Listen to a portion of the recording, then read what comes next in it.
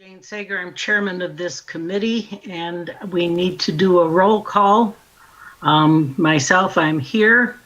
Al Petroulis, answer or wave your hand. I'm here. Patrick Corlin, if you're here, wave your hand. Patrick Falk, and our newest member, Douglas Dombrowski. So Present. Roll call is complete. At this point, we need to have a resolution to allow this meeting to be done electronically. Right. I'm not sure how you told me how to do this and I don't remember. Yeah, so on page 4 of the e-agenda is the proposed resolution. And so that has to be read, and then the board has to vote on it to accept that resolution. Okay. It has to be read out loud, I'm sorry. I'm having a technical thing. Give me a moment. Paul, would you like me to read it, or does it have to be done by Jane? It does not have to be done by Jane. If she's comfortable with delegating that, we can ask her that question. I just found it, so nope, that's not the right resolution. You go ahead and read it. All right. Let me put my glasses on for this one. Proposed resolution. The Animal Control Appeal Board hereby allows all Animal Control Appeal Board members to electronically participate in any board meeting consistent with Public Act 254 of 2020 until March 31st, 2021. Since in-person meetings could detrimentally increase exposure of board members and the general public to COVID-19, and would also be difficult to facilitate in light of recent epidemic orders designed to protect public health and safety. During any such virtual or electronic meeting, board members shall not use email, texting, instant messaging, or any other internet communication during the meeting. Additionally, the Animal Control Appeal Board agrees to provide for 2 methods for receiving public comment for virtual meetings. For virtual or electronic Animal Control Appeal Board meetings, public comments can be submitted for the Animal Control Appeal Board meeting through email sent to acbpubliccomments@troymith.gov. And timely emails will be administratively read at the Animal Control Appeal Board meeting. Public comments can also be submitted by calling and leaving a voicemail on the following phone number, 248-254-1319. Emails and voicemails received prior to 4 p.m. on the day of an Animal Control Appeal Board meeting will be read or played at the meeting and or included in the agenda packet. Done. Thank you. Do we need a vote to adopt this resolution? We do need a motion and a second, any discussion, and then a vote. I would entertain a motion from any of the board members to accept this resolution. Motion to accept.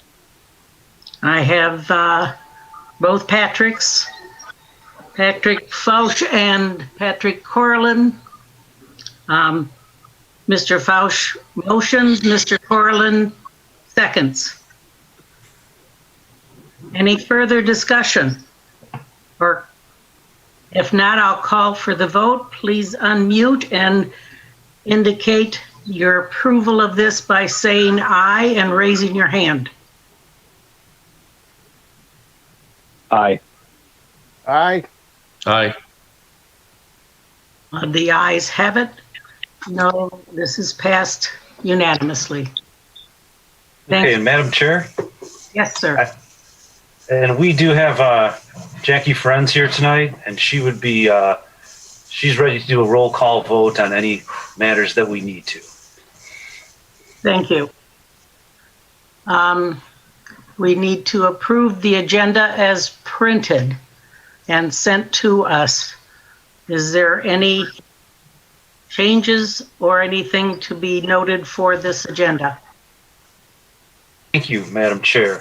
Item 6, the request for 2950 Briarwood.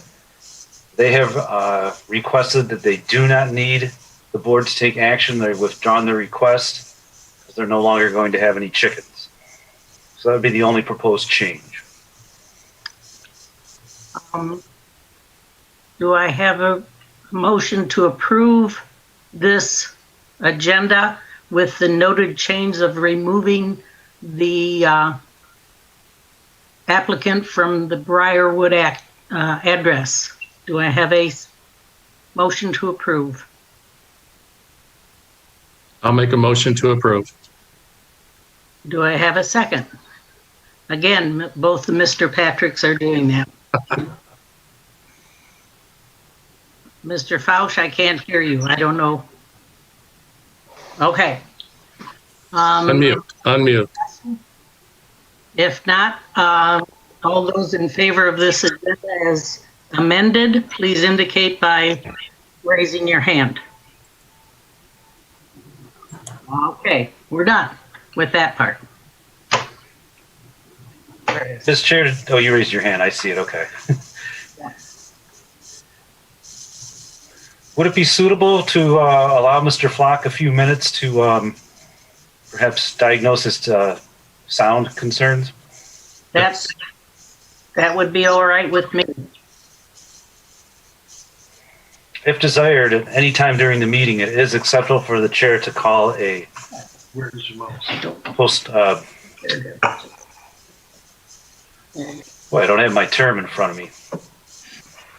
A recess? Thank you. Yes, a recess. You can call a recess of 5 to 10 minutes, whatever you'd like to do, and just set a time.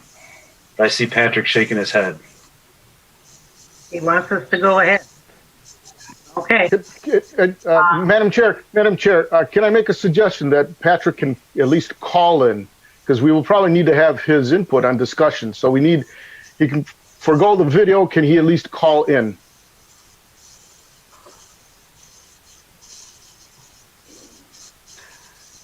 I believe there is a way, Mr. Petroulis, to have your audio on phone, but I might, with the permission of the chair, might need to defer to IT for their technical expertise on that. That would be appropriate, yes.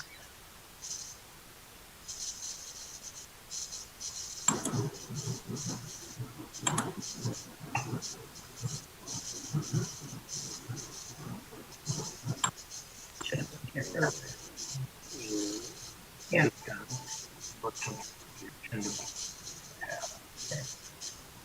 Thank you.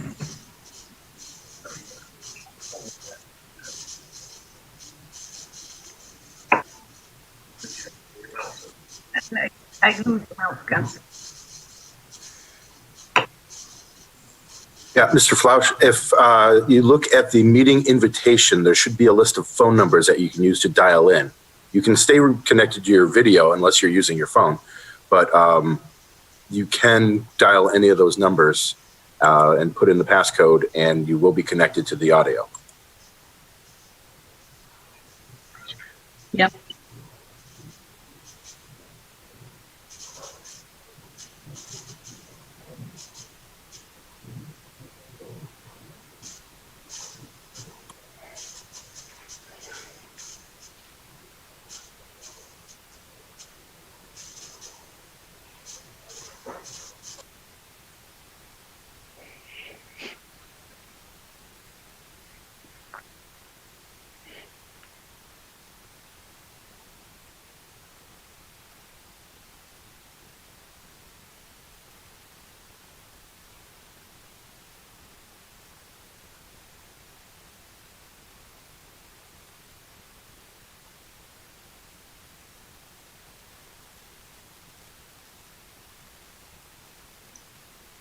I'm not sure how long we need to wait. Well, it's certainly at the discretion of the chair and or the board. And certainly he can join us at any time. We do have a quorum with 4 members. That's true. Did he leave us completely? I don't see any indication that he's here at all. He may have restarted his computer to try and reconnect into the group. Sometimes that seems to be a common solution to the audio issues. Okay. Well, I think we should move ahead at least with the first part of our agenda. At this point, we need to approve the minutes from the September 25th, 2019. Is that correct? Minutes? Yes, Okay. yes, it is. We received those in our packet. Do I have a motion to approve the minutes? I'll make a motion to approve the minutes. Thank you, Mr. Petrulis. Do I have a second? Mr. Dombrowski also will second that. Is there? Some streamer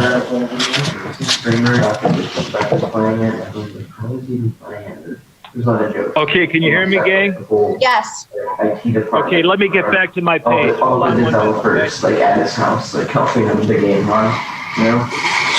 Or maybe just that, maybe because sometimes, when they come up with a game, So they he make can it so you have to have like somebody who works to go through you. And so he may have had all that stuff, and we had like last generation was probably, you know, the week before. Yeah, It did bother them. no, but most streamers just need to work it out for the rest of years, so it's their job, like. We have a motion on the floor and a second. Like,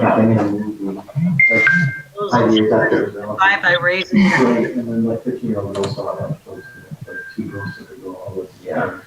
Okay, I'm in. We can work on more. Okay, No, Carol's next. everybody raise their hand. No, we're one with the ribbons thing. Okay, Patrick. You may have to mute. There's a lot of background noise, Patrick. You don't get You don't get to drive, you don't get to drive it, it's just, you just have to work on it. Your video card broke down. Yeah, he's on. No, mute the phone. I don't think it's Patrick. It might be Mr. Dombrowski or or the chair. Yeah. It sounds like a television. No, it's not me. I've got no noise and I'm muted. EC Scribble Knox. We show some noise coming from Jackie.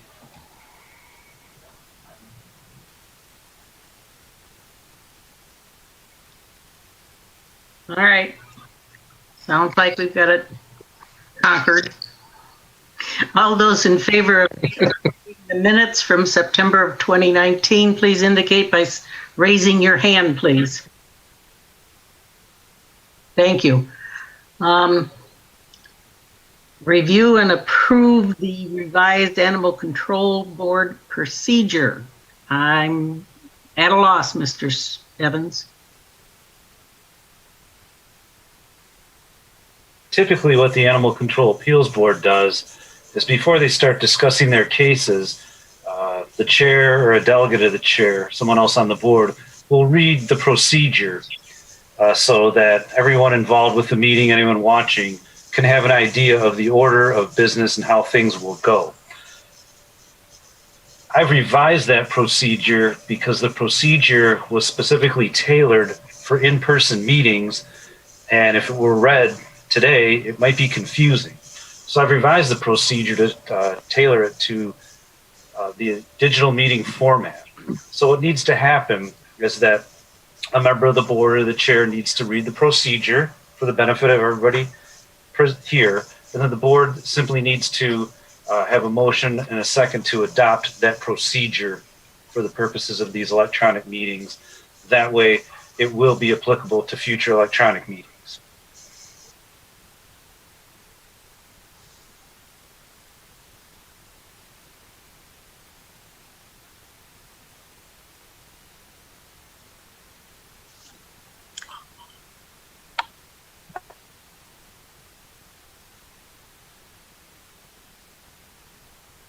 I just lost it. Madam Chair, I think you're muted.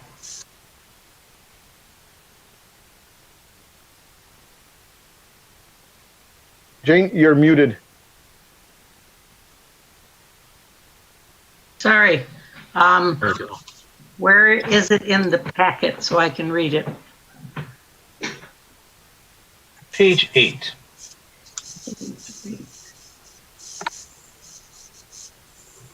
I don't know which is 8.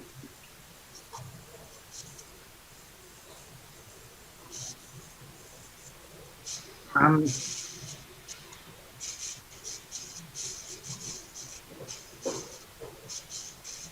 I did a pretty good job of reading last time. Would you like me to go again? yes, go ahead. Paul, this one starts at the top with Animal Control Appeal Board. Right. All right. The Animal Control Appeal Board appeals is a group of 5 of your neighbors or peers appointed by City Council to pass judgment on requests for appeals, interpretation, and other matters that are brought before them. Procedure. The board will hear the items in the order that they appear on the agenda. When an item is called, the chair will verify that the petitioner is present. Then the city administration will summarize the facts of the case. The petitioner will then be given an opportunity to address the board to explain the justification for the action requested. After the petitioner makes their presentation and answers any questions that the board may have, the chair will open the public hearing. Administration will present public comments to the board. At the conclusion of public comments, the chair will close public comment. Once the public comment is closed, no other public comment will be taken unless in response to a specific question by a member of the board. The board may allow the petitioner to address or rebut public comments. The board will then deliberate and make a motion to approve, deny, or postpone the request. In order for the request to pass, a minimum of 3 votes are needed. The decision of the board is final. Done. Thank you, sir. This is the procedure as read. Do I have a motion to approve this procedure from anyone on the board? Patrick? I'll make a motion to approve. Motions. Do I have a second? I'll second. And Al Petrulis seconds. All those in favor indicate by raising your hand, please. Thank you. I'll get back to my agenda. All right. We've done that. We will now then hear the cases. The first case on the agenda is from Mary Jennings from 1875 Eastport. Is Mary here, please? Hi. Oh, there she is. Can you hear me okay? Yes, I can. Okay. At this point, I'm just making sure you're here. I believe Mr. Evans will give us the facts of the case. Is that correct? Yes, and I'm going to share a screen. Thank you. And can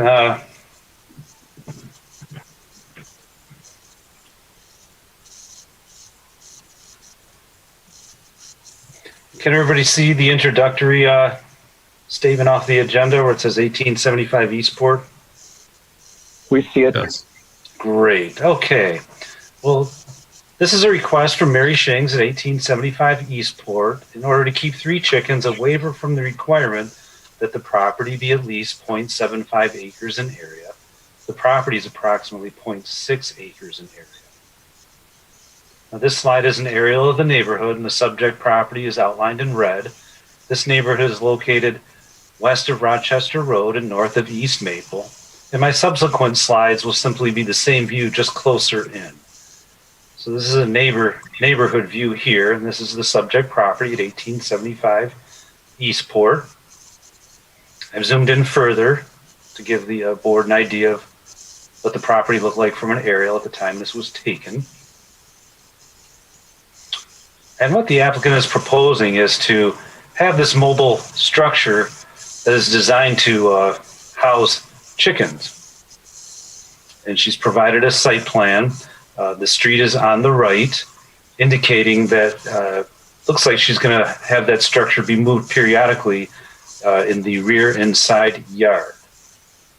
So with that, I'll turn it back over to the board for any questions of me, and if not, we can proceed to the any comments by the applicant. Any questions from the board for Mr. Evans? Mr. Evans, were there any chickens on the property already? Not that we're aware of. No, I have no chickens. Good. That's appreciated to make the application beforehand. Mr. Evans, did we receive any email or any written response for any of the surrounding neighbors to this issue, to this case? Yes, I understand we have received some, and during the public comment, Jackie will read those, and if there are voicemails, she'll play them for the board. Any other questions for Mr. Evans? If not, then I'll recognize Ms. Schilling, and you can go ahead with your statement and presentation.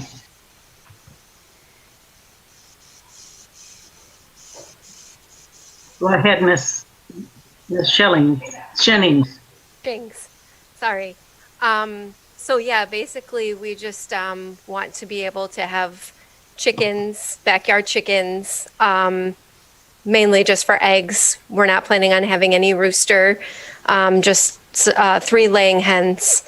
And the reason for the structure is so that we don't have, we don't want any of the property to be like completely picked down to just bare earth.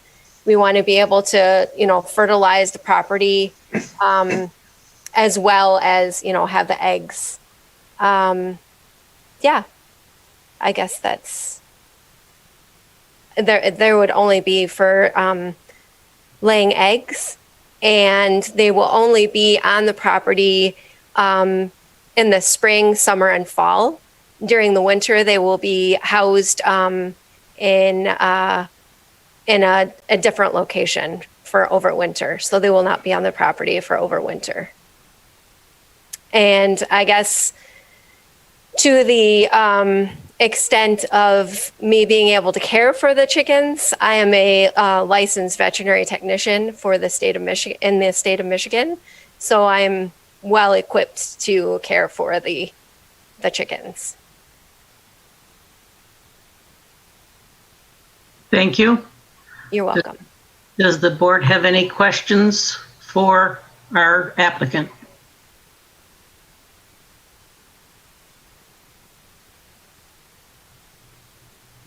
If not, I will ask that any public comment, I'll open for public comment on this request and ask that those be read or played for us. We have one public comment in the form of an email, and it says, resident asking for permission to have chickens. That is fine with me. John R. Hillard of 1867 Westwood. And that would be all for this case. Okay. I'm sorry. Could you repeat the resident's address? I missed that.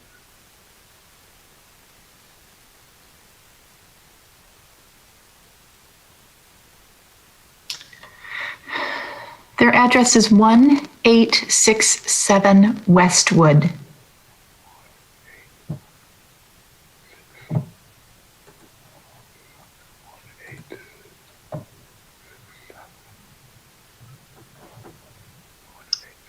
Thank you. I'll close the public comment for this appeal. And we'll go to discussion amongst the board.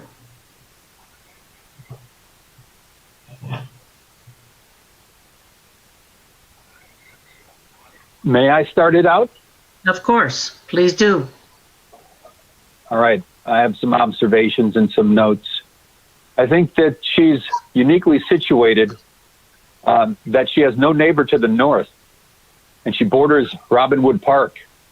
One of the things that she didn't cite was that she's got this big parcel of land next to her that is kind of isolated even from the park by Spencer Drain. I find 2 instances in the past where this board grants consideration to easements next to applicant's property. One on January 24th, 2018, and another one on November 29th, 2017. I think that if those are considered with the size she already has and what she wants, I think that it's a reasonable request, especially only being 3 hens. Any other comments or question or discussion?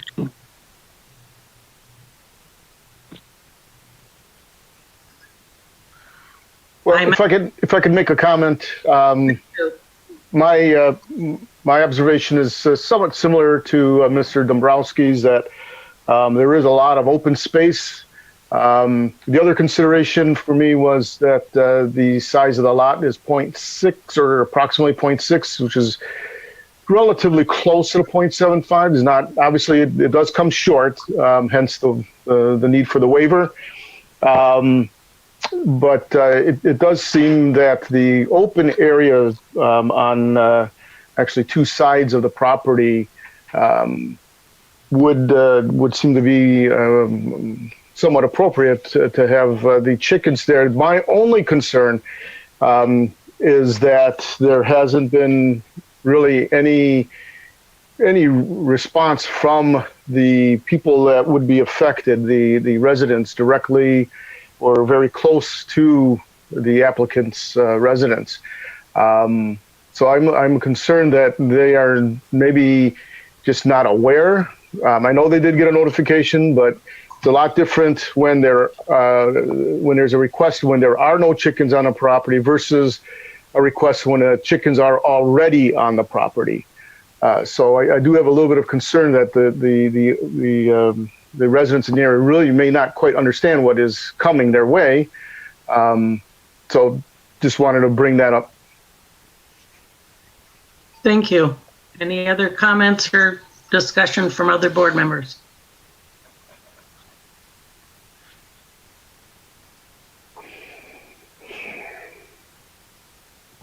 Not? Yes, Patrick. You're muted.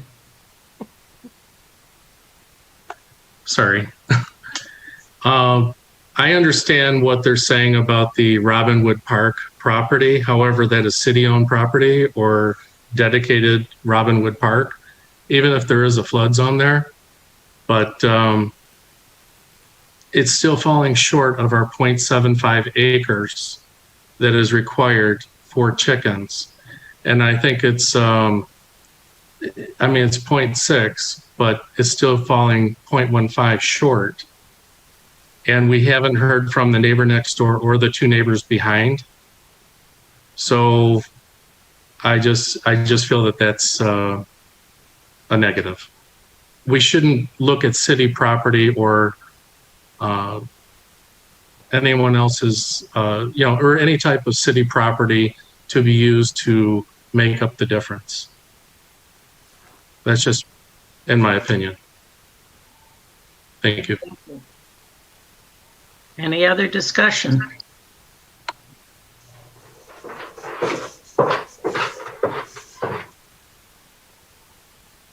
If not, I will entertain a motion. Yes, Paul?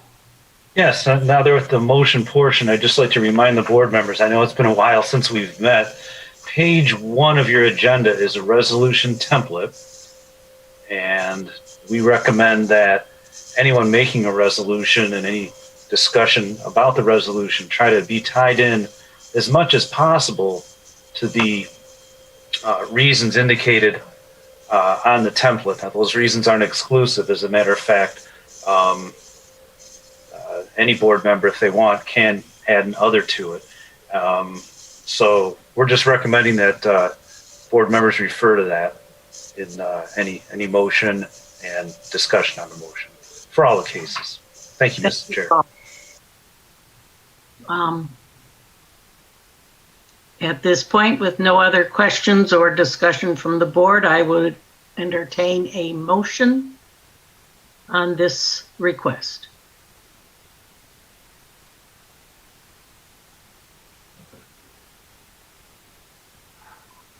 I motion to approve. And who was that? Oh, Douglas. Okay. I have a motion to approve. If you have that template that Mr. Evans just mentioned about I have it. resolution template.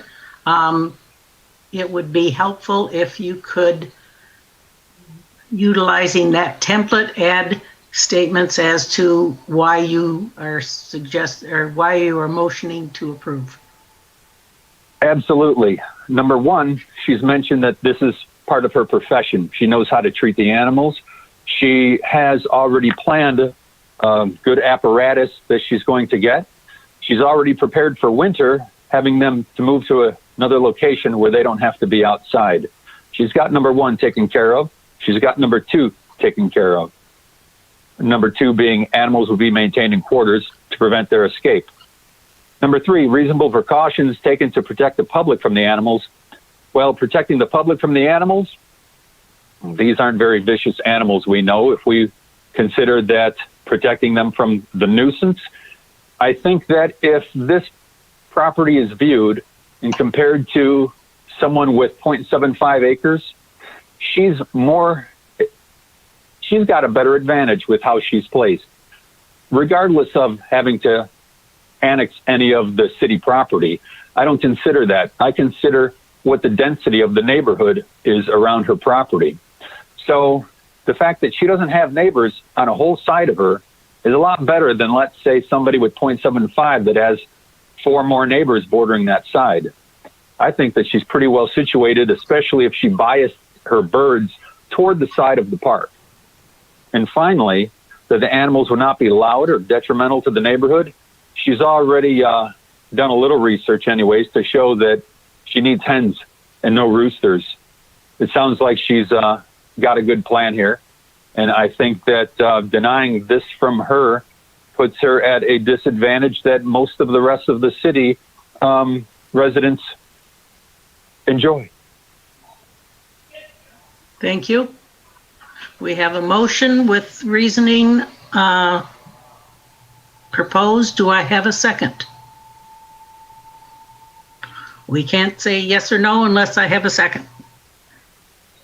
Well, I don't want to say either at this point. I would almost like to modify the resolution. I know it hasn't even been seconded, but what I would like to do, if possible, and Mr. Evans, maybe you can guide me a little on this, but again, my concern is that there's been very little response from the residents immediately in the area.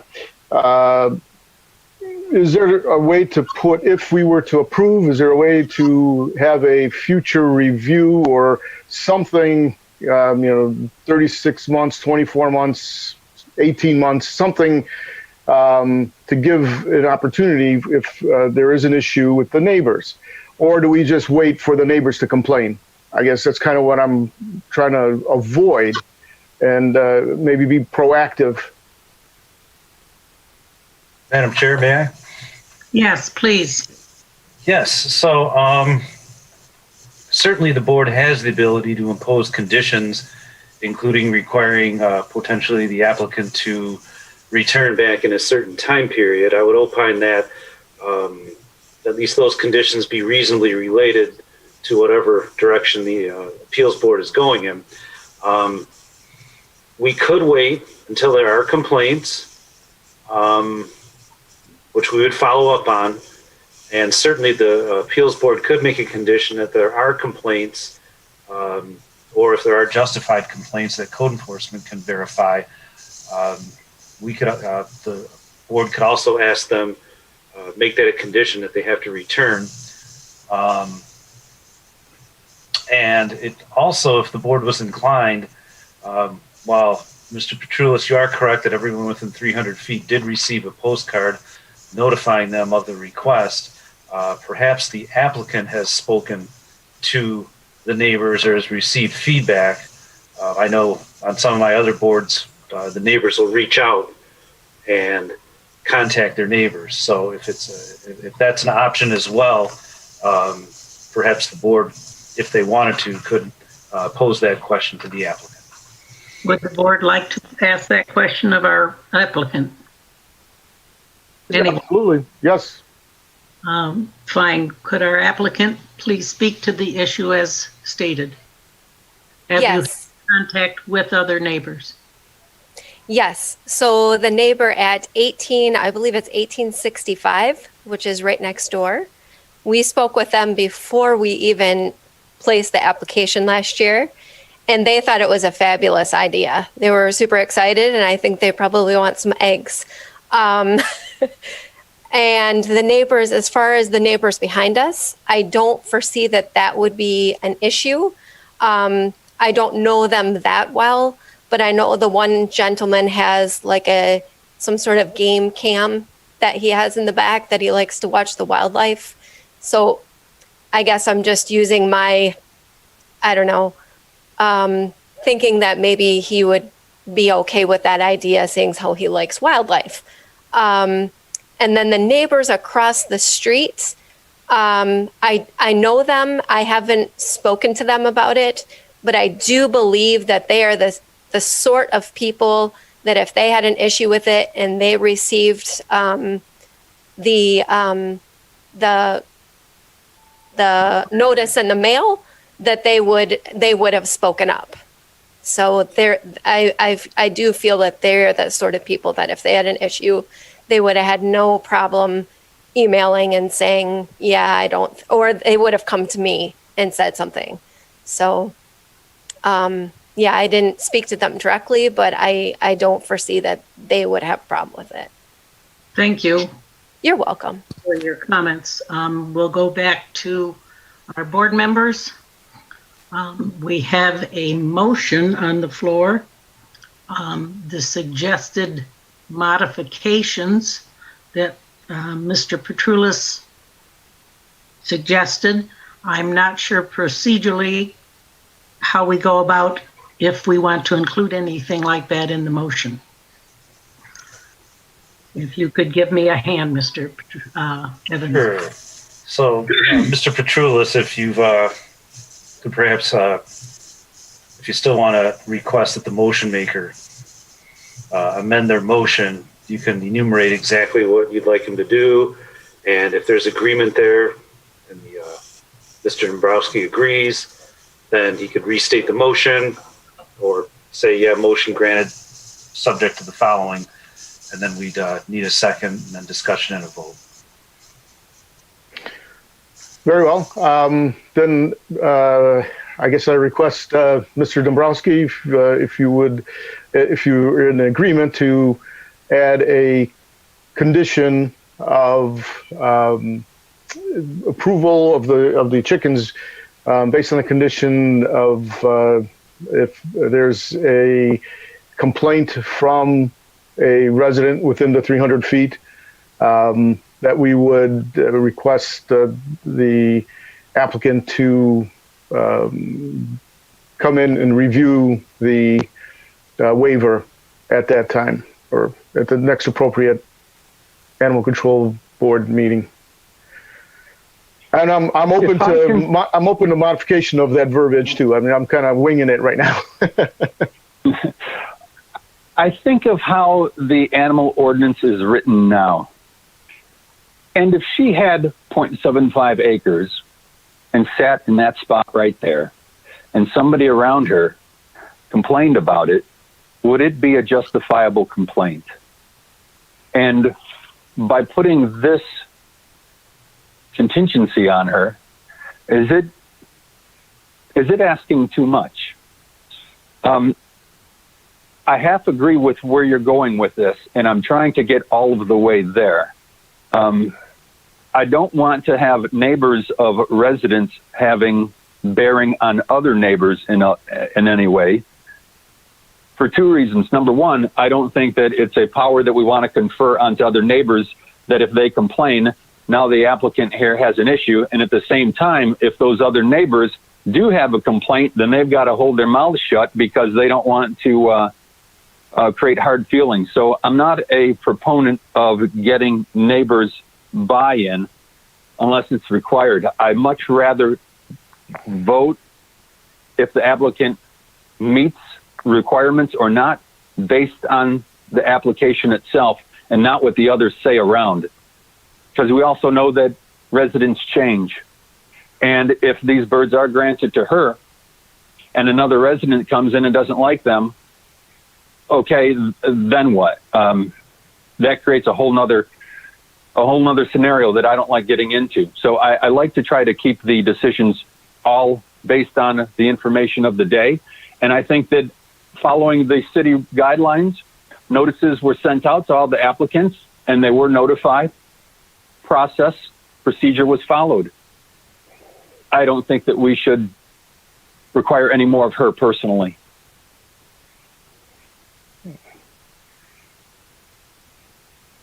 Thank you, Mr. Dombrowski. He's not willing to change the verbiage on his motion. Well, wait. Okay. I'm not saying that. I'm trying to get him perhaps to reconsider. This isn't an all or nothing here. I would rather she get what she wants if there are contingencies on that than not getting it at all. Okay?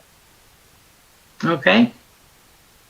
And I'm unsure of which way I need to go with this. Well, let me put it this way. I have voiced my opinion on it, but I'm willing to side with my colleague, however he so decides. If it is a mandate for him, if he needs it, I'm okay with that. I support that, and I'll change my motion. Mr. Petrulli? Yeah, I guess my concern is that we're giving consideration to an exception, which is what the waiver is. So I don't see anything wrong with putting conditions on that exception. So if we could, and maybe we just need the condition just needs to be clarified a little better. But I don't think there's anything wrong with, we gave a waiver. That doesn't mean it's necessarily in, a final conclusion in perpetuity. I don't know if that makes sense or not. But anyways, I still think putting in just some, and maybe putting a time limit to it within the first 6 months, 12 months, if there's no issues with the neighbors or something of that sort, then it's fine. Then we go with, then we just let it go. My concern is that there could be problems in the immediate future once people realize that their neighbors have chickens. And then all of a sudden they're stuck, right? And so they didn't realize what they were doing, or what the conditions were, and then now they've made a mistake and they can't do anything about it. So I guess I'm just kind of giving them a second chance on that, and I don't know how else to put that condition in.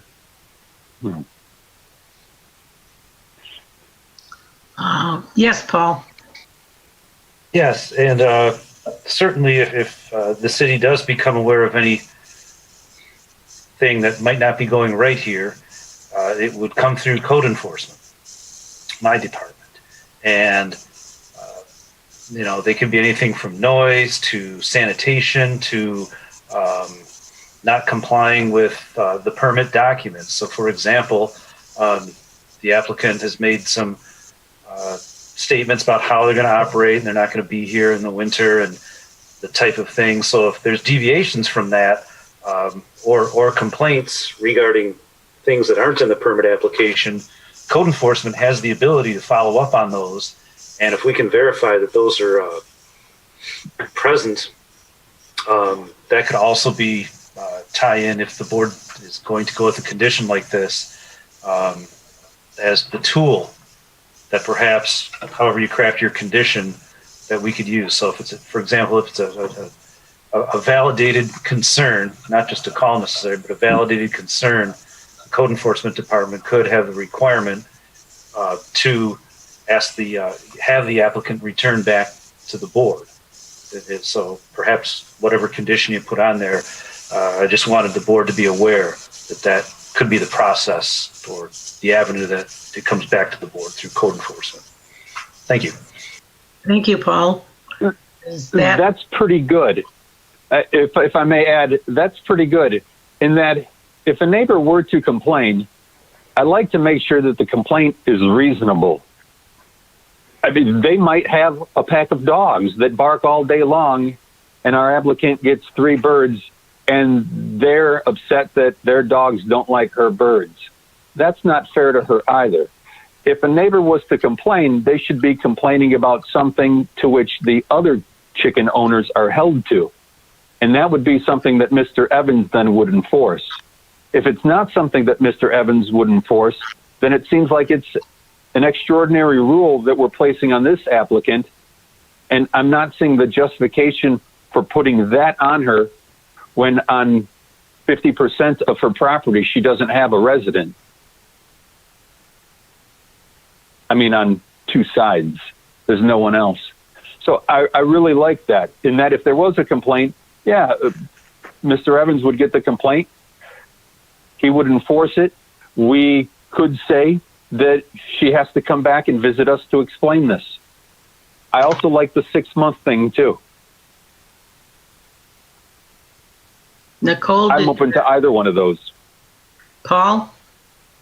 I was just wondering, it looks like we might have lost our friend Patrick, and I'm not seeing him. And I don't know when that happened or why or how, or if he plans on returning. But before I see you, Mr. Flack. I can't hear you. She's talking about Mr. Colleran. She's talking about the other Patrick. We've lost him. Okay. This is a problem.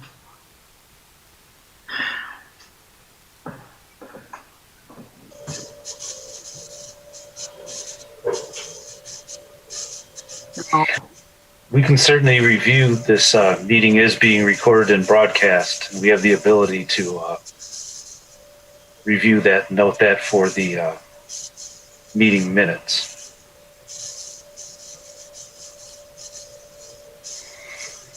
And I'm not. Well, Mr. Petroulis, I'm sorry. What do you think?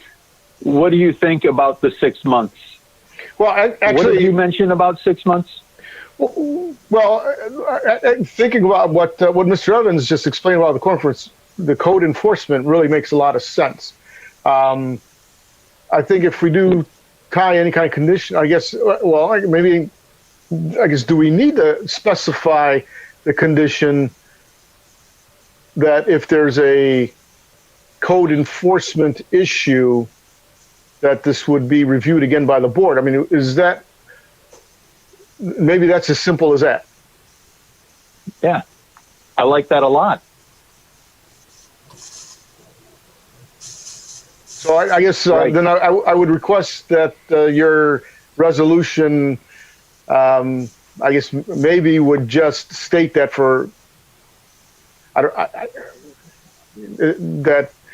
I'm trying to figure out how to articulate this, but basically that contingent, or the conditions are that if there is a violation to the Troy code enforcement, that we would request the petitioner to come in for a review of the waiver. Right. An alleged violation. Correct. Right. I like that. So I'll make a motion to approve with that contingency. I'll second that. And I have a second on that. We have a motion. Yes, Paul. Paul, go ahead. Yes, and because my department will be part of it, when we say an alleged violation, is that simply if someone complains, or someone complains and the city independently verifies that the complaint is justified and is a violation or at least appears to be in conflict with the city code or perhaps the permit documents. Is that, I just want to have the understanding.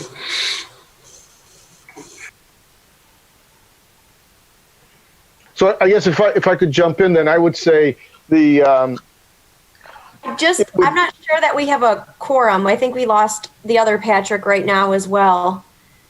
So both Patricks are missing. I'm not sure that we're going to be able to I think a quorum is 3. Yes. Oh, I see. We've got 3. Okay. Yeah, we've got 3. Still have 3. But yeah, let's note also that we're down to 3 at this time. Thank you, Nikki. Thank you. All right. But so what I was going to say was that instead of saying alleged, I think it would be, because really to get to the point where we would want to review this waiver would be if there was, I guess, proven or confirmed enforcement violation. I agree. I retract that word alleged from what I said. Good. Do we need to restate it, or can we get it from what's already been said?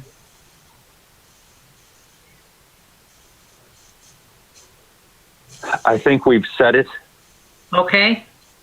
We have a motion and a second. Madam Chair, really quick, can we verify who the caller is who just appeared in the room with the number 225? It's Patrick. It's Patrick. And this is Patrick Flock, correct? Patrick Flock. You can hear me now, right? Yes. Yes, sir. Okay. Patrick's computer crashed out, so he is not available at the time to join the meeting. His computer crashed. You mean the other Patrick? The Patrick Carolyn, and my name is Patrick Flock, like a flock of sheep. Okay. Thank you. So I'm going to get back to the meeting here, gang. I'm going to connect back to the meeting. Thank you. Okay, they're resetting. Okay. So we have a motion. We have a Do we motion have a second? and a second on file, on the minutes to approve waiver. And if there's no further discussion, I'll call the question. And all those in favor indicate by saying aye and raising your hand. Aye. Aye. Aye. All those opposed, raise your hand and say nay. Opposed. Opposed. We have 3 ayes and 1 no. Mr. Carolyn is unavailable right at the moment, so that motion does pass, I believe. Is that correct? That is correct. Thank you. That was a long, hard one. These electronic things drive me crazy. You and me both. All right, we'll move on to the second item on the agenda.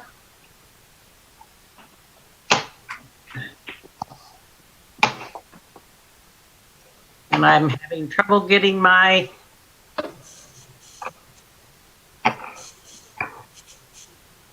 motion. So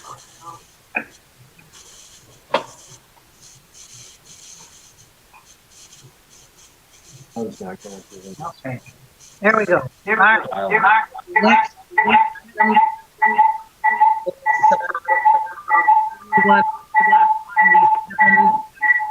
verdict. Madam Chair, I'd ask that everybody mute. We're getting quite the echo. I am muted. Okay. Is this petitioner here? I don't. Oh, yes, there's.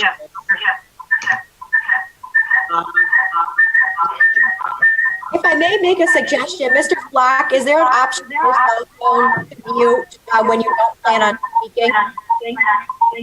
I'm sorry. What was that again? If you could look on your cell phone and just mute yourself on your cell phone when you're not talking, because that's why it's echoing.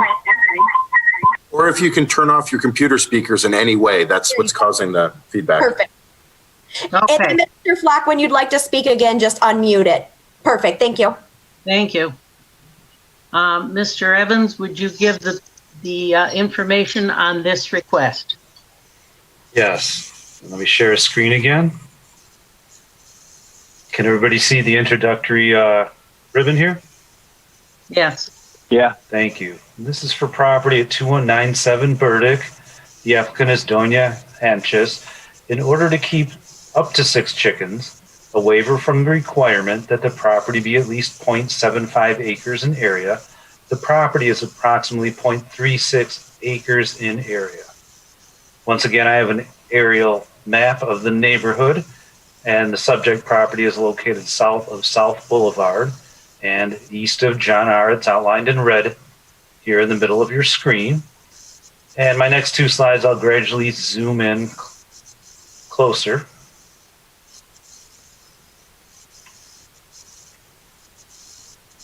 And this is the enclosure that the applicant plans on keeping the chickens in, although I think if you clarify with her in her application, she does intend to have them free roaming in her fenced yard. And this is the location of the enclosure, and she's indicated that the yard is surrounded by a fence. She's requesting 6 chickens and no roosters. Additional details are in the application, and I'll turn it back over to the board for any questions. Is there any questions So, for Mr.? a question. So there's not a coop per se, nor a fenced run on the property, but it is a fenced yard, and there is this container structure where they're kept. So far, is that correct? Yes, everything that you've received in your application is what the city is aware of, but certainly if any board members need additional clarifications, they can ask the applicant as soon as we're done with questions for me.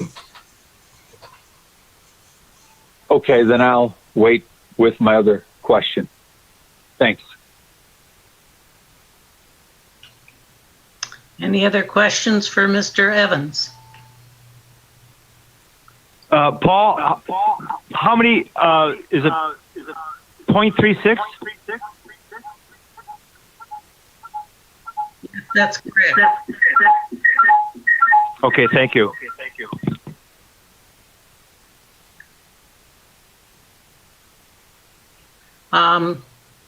I would ask our applicant to go ahead and give us the information she wants to give us.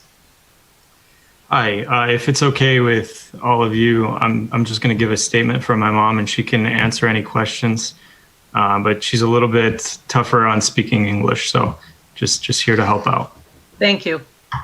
I want to help me because I am now with the emotion and I don't understand very well, and my son helped me. Thank you very much. Thank you. Yes, Paul. And we just ask that the son state his name and address for the record. Yes, could you please identify yourself by name and address? My name is Adrian Ianchis. I'm in Sterling Heights, 39346 Lemke Drive. And you are the applicant's son, is that correct? The applicant's son, correct. Thank you. All right, please go ahead with the statement. Okay, so my mom, she's been around chickens all her life, and for her, it's a normal thing to have around. The area might seem small, 0.36 acres, but if you see it, the chicken, which she had them previously, she wasn't aware about this whole process, so bear with her. But if you would have seen the chicken on her property, there was plenty of room for them to move around. It's completely fenced in. They weren't escaping. They weren't on the roads. They weren't a nuisance to the neighborhood or the neighbors. and she doesn't have any roosters. She doesn't plan on getting any roosters. That number of 6 chicken, she's willing to work with if that's too many for the area. She's willing to work with you guys on that. But she intends to have them mainly as pets. It's an additional benefit to have them for some eggs. But she's always had chickens around, and to her, that's just a normal thing. I'm supposed.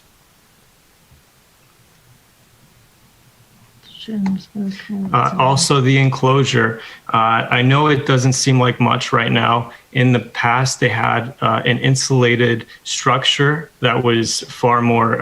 It was intended to house more than 6 chickens, but she's not pushing that number. She doesn't plan on getting any more, but she can restructure that location if needed for a more suitable arrangement.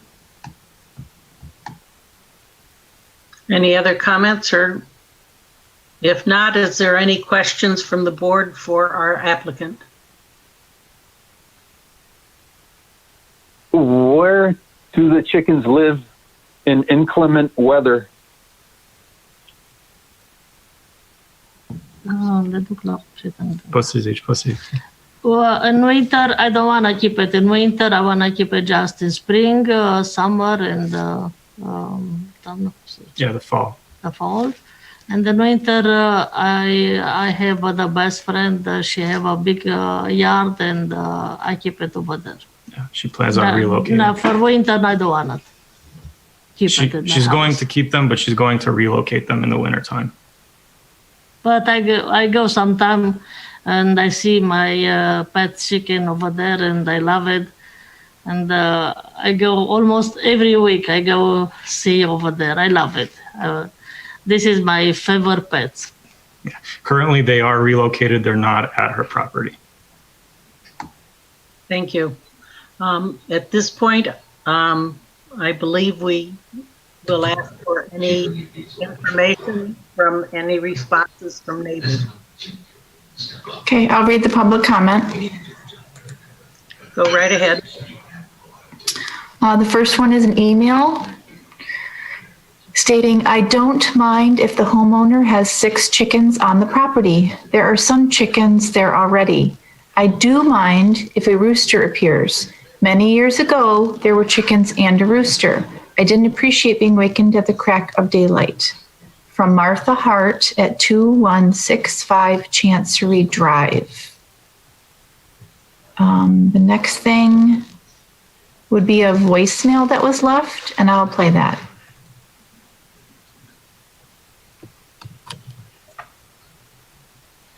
You have to turn. Molly. I received a City of Troy public hearing notice regarding location 2197 Burdick.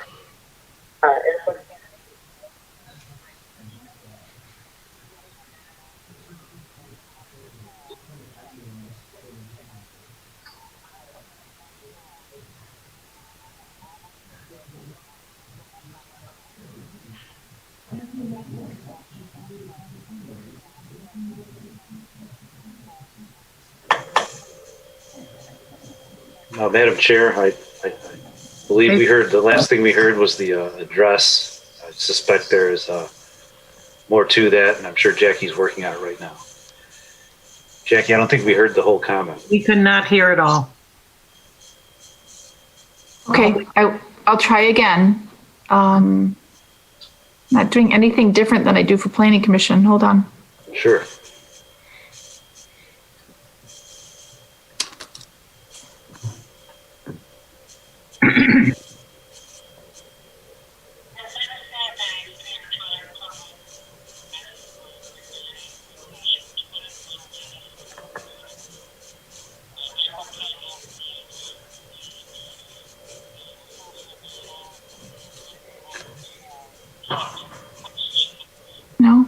No, we can. I can tell you're playing something, but in the beginning portion of when you played it, we could hear, and they to the point where we heard their address, and then it was, okay. Yeah. Okay, so for that voicemail, that person was against it, and I can email them, I guess, when I get voicemails. We have to defer to the city attorney. Okay, what do you mean do? Well, I would Procedure. prefer, Jackie, how are you playing the voicemail? so they are sent to. I'm just clicking on the voicemail. Okay, so it's sent. You're playing it from an email. Is that what you're saying? Yes. Okay. What's odd, Nikki, is this hasn't happened with the ZBA, Planning Commission, or BCBA. Is the volume on your all the way up? It is all the way up. All the way. Do you get city emails on your phone that maybe you could play it from your phone and put it up to the speaker on your computer? No, because they set up as a particular box just for animal control, and that doesn't come to my phone. I might be able to email it to Paul. Or if you want to email it to Paul and myself and either of us, forward it to either of us, and we can try playing it like that. Okay, I'll do that. Can we discuss the issue without having listened to that? And if there becomes an issue with making a decision and that becomes a factor, then we can search to listen to it? No, you have to listen to the public comment in its entirety. So anyone that's left a comment needs to be heard. Okay.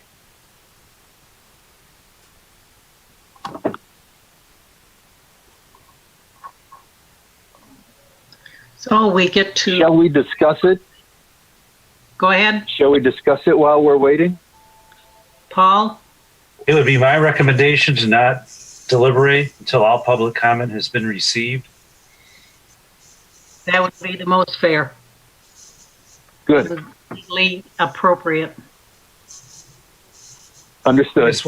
Yeah, and I guess, Madam Chair and everyone here attending, this is a technical issue. I can attest that Jackie has played 50, if not 100, of these voicemails for other meetings, including another meeting that I'm staff for, the Zoning Board of Appeals.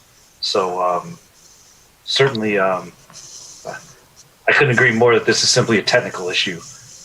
So when I try to forward this voicemail, it says that the sender is put a block and it won't allow being sent, won't allow being forwarded. Do you want to try and play it again? Yeah. Let's see. Try playing it again. Okay.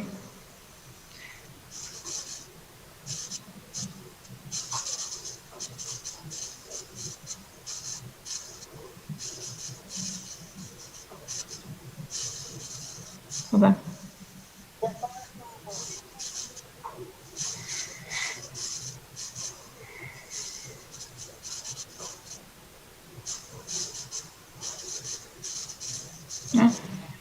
No, it's playing right now? I know we have the help desk on the line right now. Is there any recommendations that they might have to be able to help us? Besides having your volume all the way up, which you said you already do, there's really not much else we Do you know can why she's not able to forward the email to anyone? It's a security thing. There's no way to override that on the fly. I can try holding up my earbuds instead of just playing it on the computer. Do you want me to try that? You can try. It's all we've got. Give it a try. Okay.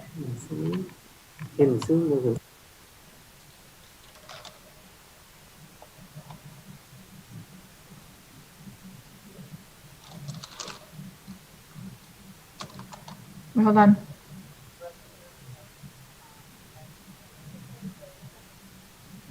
I don't think this is going to work.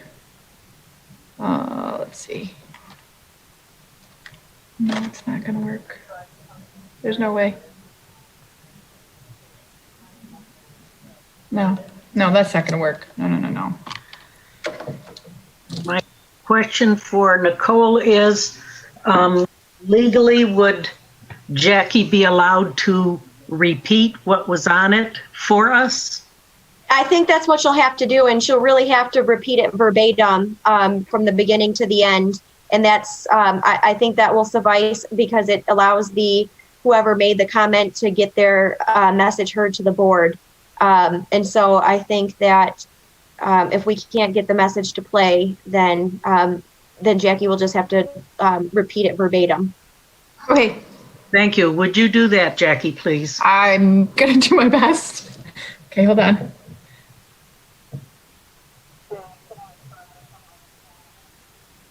Regarding the City of Troy public hearing notice, regarding location 2197 Burdick, applicant is the owner. She stated her name, Doina Ianchis.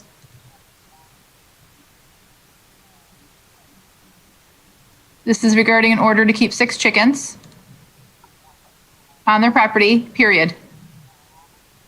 I am a neighbor at 2145 Burdick, and I am against it. We have had issues with coyote sightings. We've had an increase in rodent problems.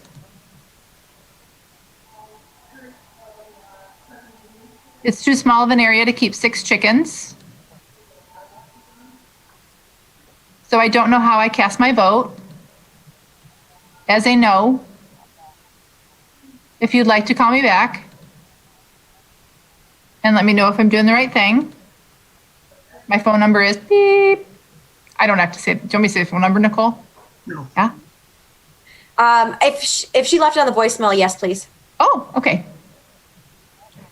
347-750-9714 is for the residents at 2197 Burdick.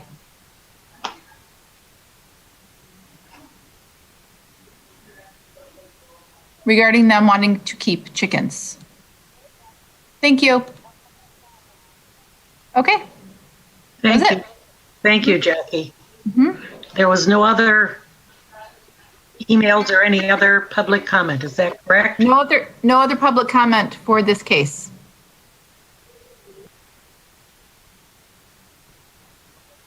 All right, we'll close the public comment portion and go back to our procedure. So I remembered what I'm doing.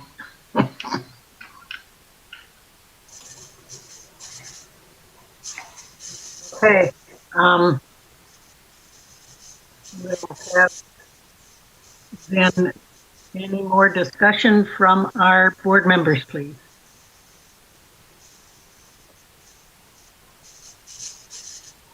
Now's the time, Mr. Dombrowski. May I say a few words then? Of course. I'll take a stab at it again first. First, I did a drive-by on Monday, and I did see a couple of white chickens in the yard.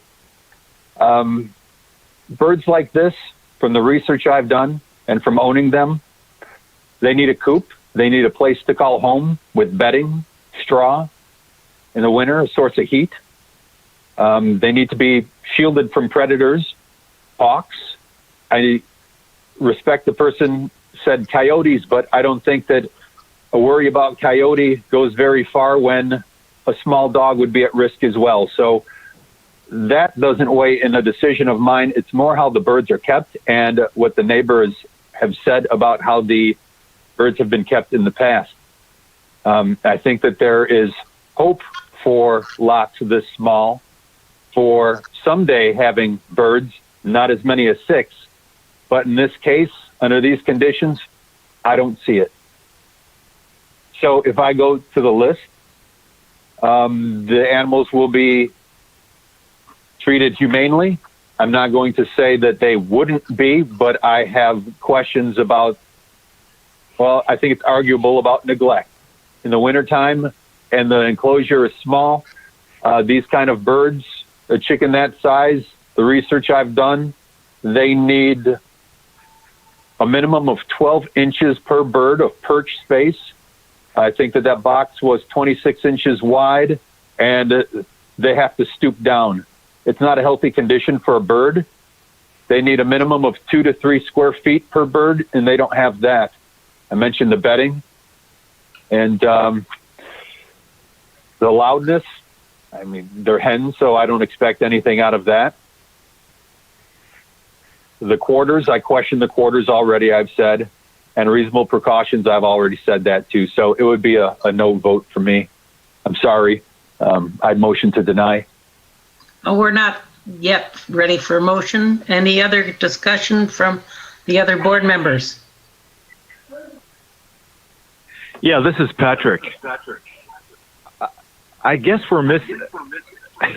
If we're at 0.75 or more, and we start talking about 0.36, then we're setting a precedent here that I'm going to have to. It doesn't make sense to me. I think we're off board here on acreage to have anything. That's just my opinion. This is 0.36. This is a no-brainer to me. Just my opinion. Thank you. Thank you, Patrick. If Madam Petrolas? Boy, Patrick, can you mute your phone? Thank you. I actually support both Mr. Dombrowski and Mr. Flock. I think the conditions that have been at least shown through the information that was provided to us, it does not appear to be a very, a very appropriate way of raising chickens. And I do have issue with the size of the lot. And for the way it's currently written, I agree with Patrick that 0.376 is not our threshold at this point in time. Any other discussion? If not, I'm open for a motion.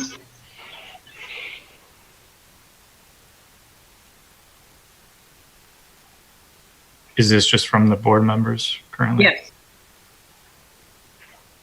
Do any of my board members wish to make a motion? I'll make the same motion to deny, but I would provide some words to the applicant that we have some things to talk about, in my opinion, amongst the board members toward the end here and the public. As I said, I think there's hope for her for the future based on what I see surrounding communities doing. So I'll leave it at that, but my motion to deny will stand. I have a motion to deny. Do I have a second? I'll second. I have a motion to second.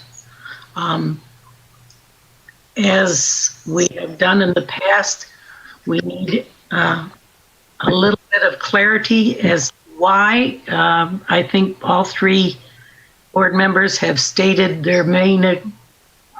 One of the issues is the size of the property. Would you include that in your motion as to why you're denying?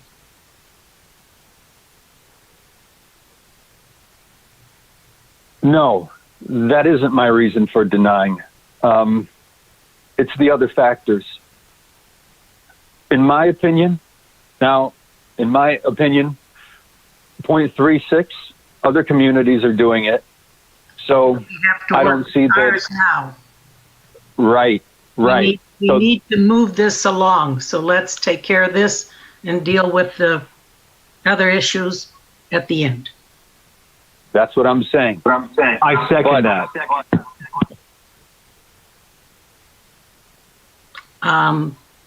I have a motion and a second. Is that sufficient from Mr. Evans or Nicole? I think it's sufficient. I think Mr. Dombrowski was very clear when he made his initial motion, and certainly the comments of the other board members are going to become part of the record. Thank you. Mr. Dombrowski has indicated that he is not formally amending his motion beyond what he originally stated. So I think we will be able to record that accordingly. Thank you. Thank you, Mr. Evans. We have a motion and a second for denial of this request. Board members, please indicate your vote to approve this motion to deny by raising your hand. Okay. Motion has been denied. Thank you to our applicant. And we will move on now to the next item on our agenda. Madam Chair? Yes. If I could, I respectfully request, could we recess for 5 minutes so I could step away? Of course. We will stop for a 5-minute pause. Please listen to some music or whatever until Mr. Evans gets back.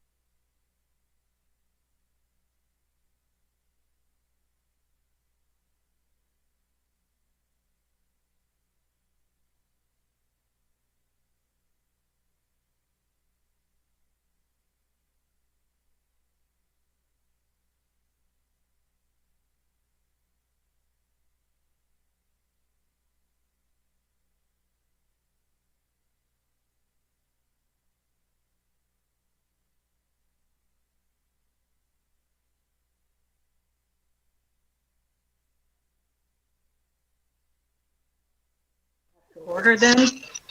And Mr. Evans, will you give us the information on the request from 3837 Fernley? Thank you, Madam Chair. And this is for subject property at 3837 Fernley. And this is in order to keep 12 chickens. Two requests. Number one, a waiver from the requirement that the property be at least 0.75 acres in area.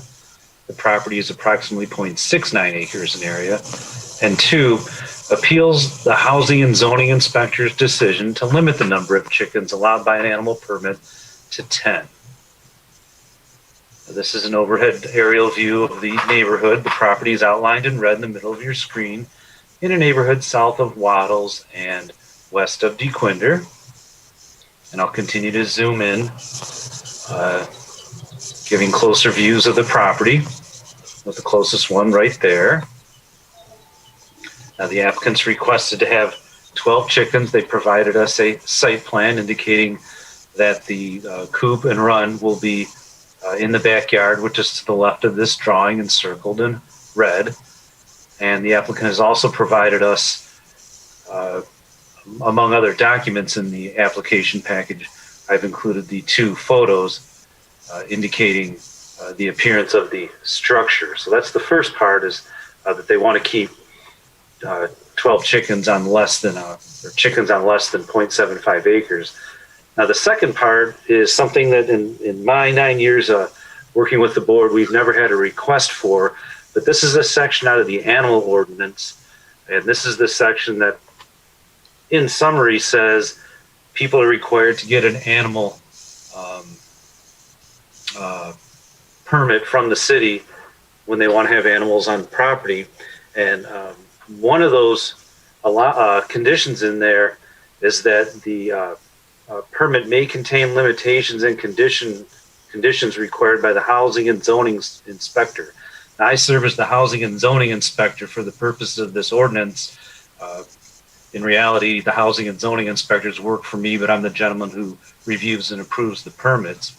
And I did limit it to 10. And let me tell you the backstory as to why it's that way. Several years ago, and I don't recall the address, or otherwise I would tell everybody the address, the city received a complaint that someone at a house was housing 100 chickens outside. We took a look, and yes, they were housing approximately 100 chickens outside.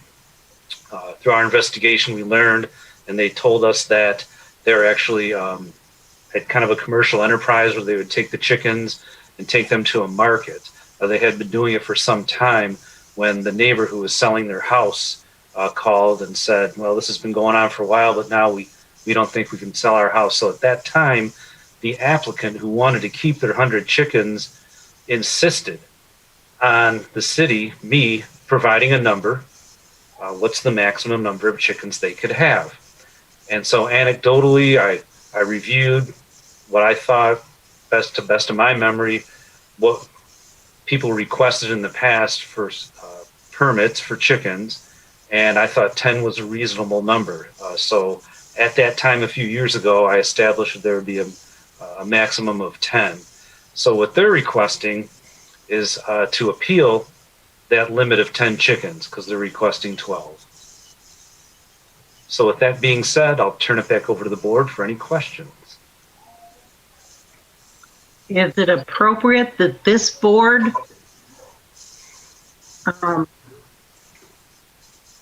make the decision on a waiver for the zoning and appeals?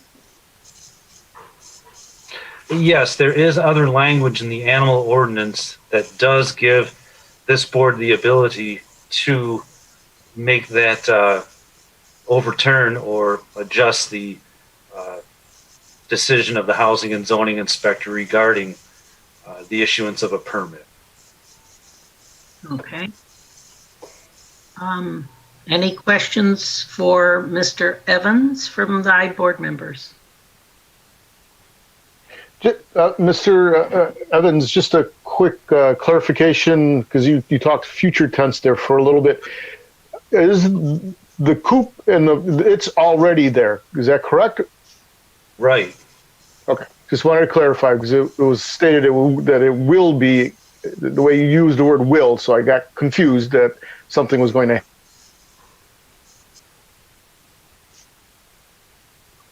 Okay. No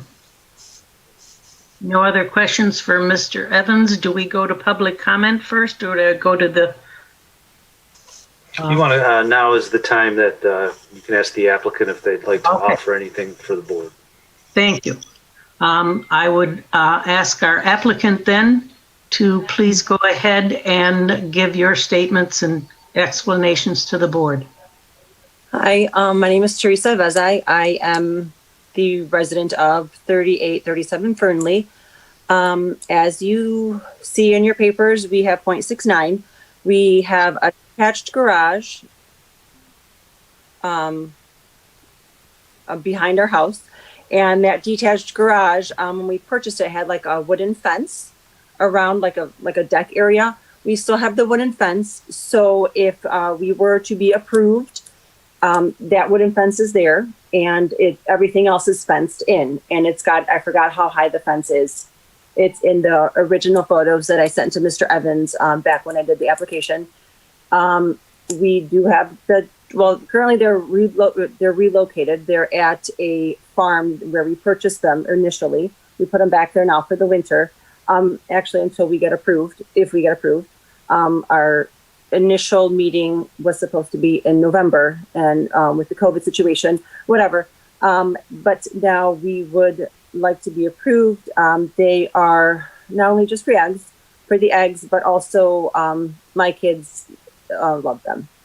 They are like pets to us. They are coddled by my children. They are loved by my children. So it would be, good for us if we would be approved.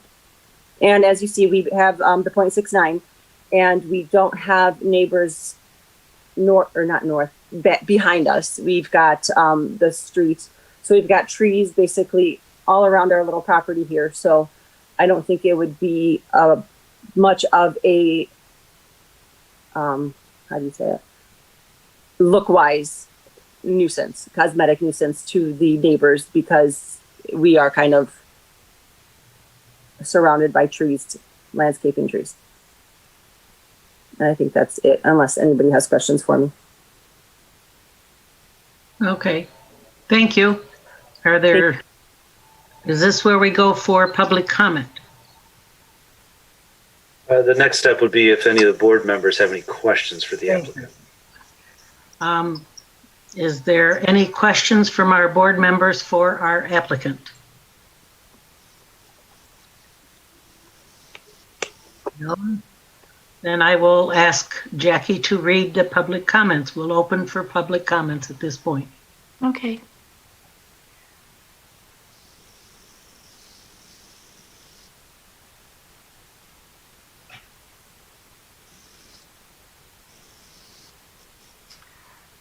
Referencing hearing 3837 Fernley, Animal Control Appeal Board, on Wednesday, January 27th, 2021 at 7 p.m. To whom it may concern, we live next door to Mr. and Mrs. Avezai at 3831 Fernley. We enjoy the chickens. They enrich our lives. Occasionally we see a few of them in our yard. They cause no problems. We cannot see why 12 chickens are any problem. We support the waiver for the Avezais to keep 12 chickens. Signed, Leon and Judy Jackson.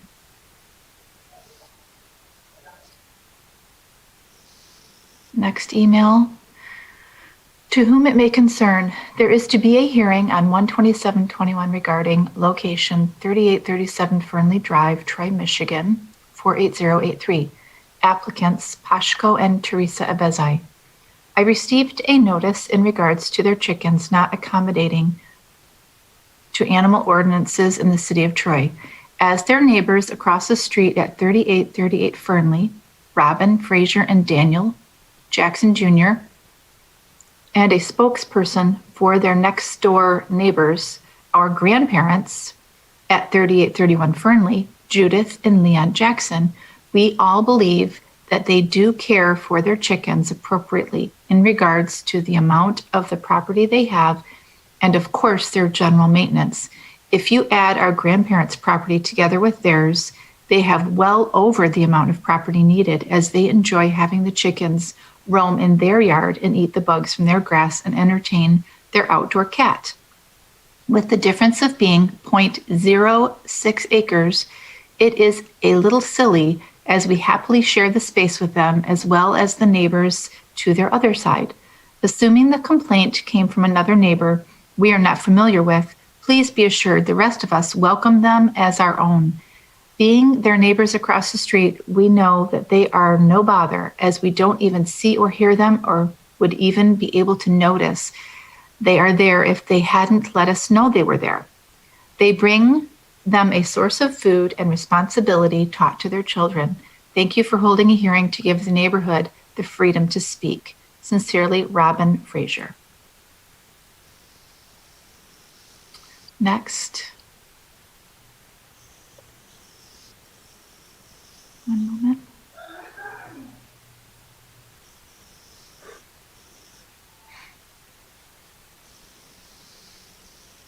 One moment, my Outlook says not responding.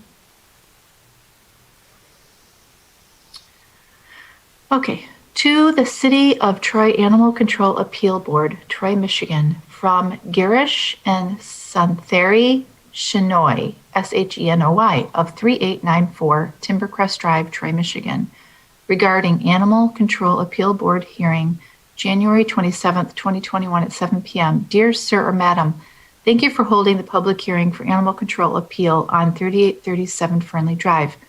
We are the next door neighbors of 3837 Fernley Drive. Though the animals are in Fernley Drive, their backyard opens up to Timbercrest Drive. The presence of farm animals in the immediate neighborhood is directly impacting us and other neighbors. We wanted to bring to your attention that over Labor Day weekend of 2020, the chickens and hens came to our property more than once and messed up our garden. They were roaming all over our property and also came inside our garage. Please see attached photos. We have also seen the chickens wandering on the sidewalk along Timbercrest Drive. There was also a goat on the property, and we used to hear the goat bleat all day and into the evening. In these times of pandemic with farm animals in such close proximity, we are worried about bird flu and other health effects on our family with 2 kids. We are also concerned that if the number and variety of animals increases, it will cause an odor. This is growing inconvenience for us, and thus we request the board to not approve the presence of chickens or increase their numbers at 3837 Fernley Drive. Respectfully, Girish and Shantheri Shenoy. The next one. Hello, board members of the Animal Control Board at Troy City Office.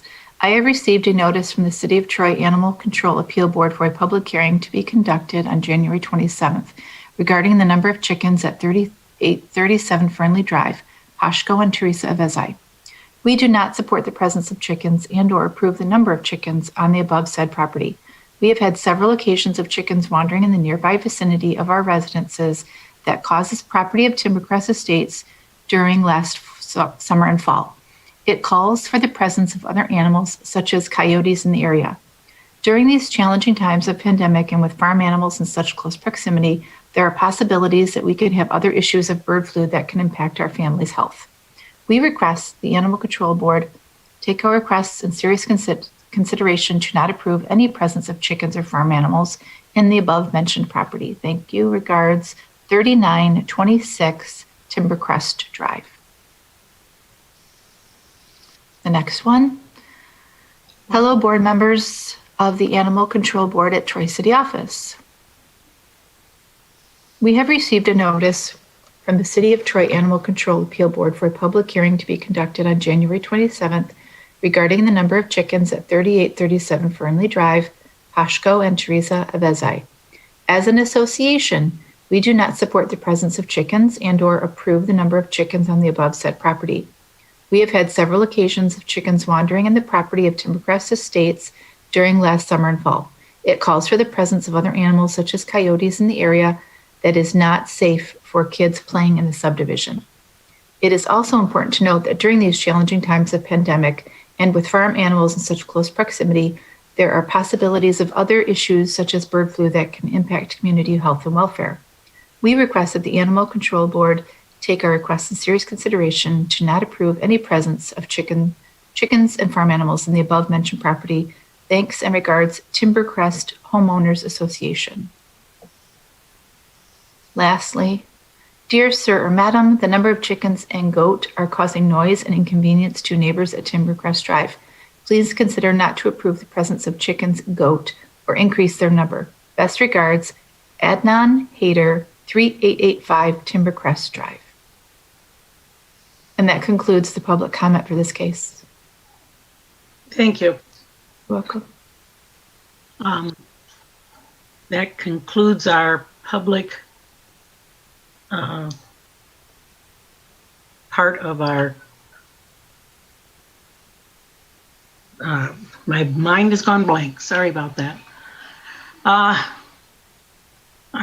think our next is the open for discussion with the members of the board. Is that correct? Yes, that would be appropriate. Thank you. Is there comments or questions or discussion from the board, please?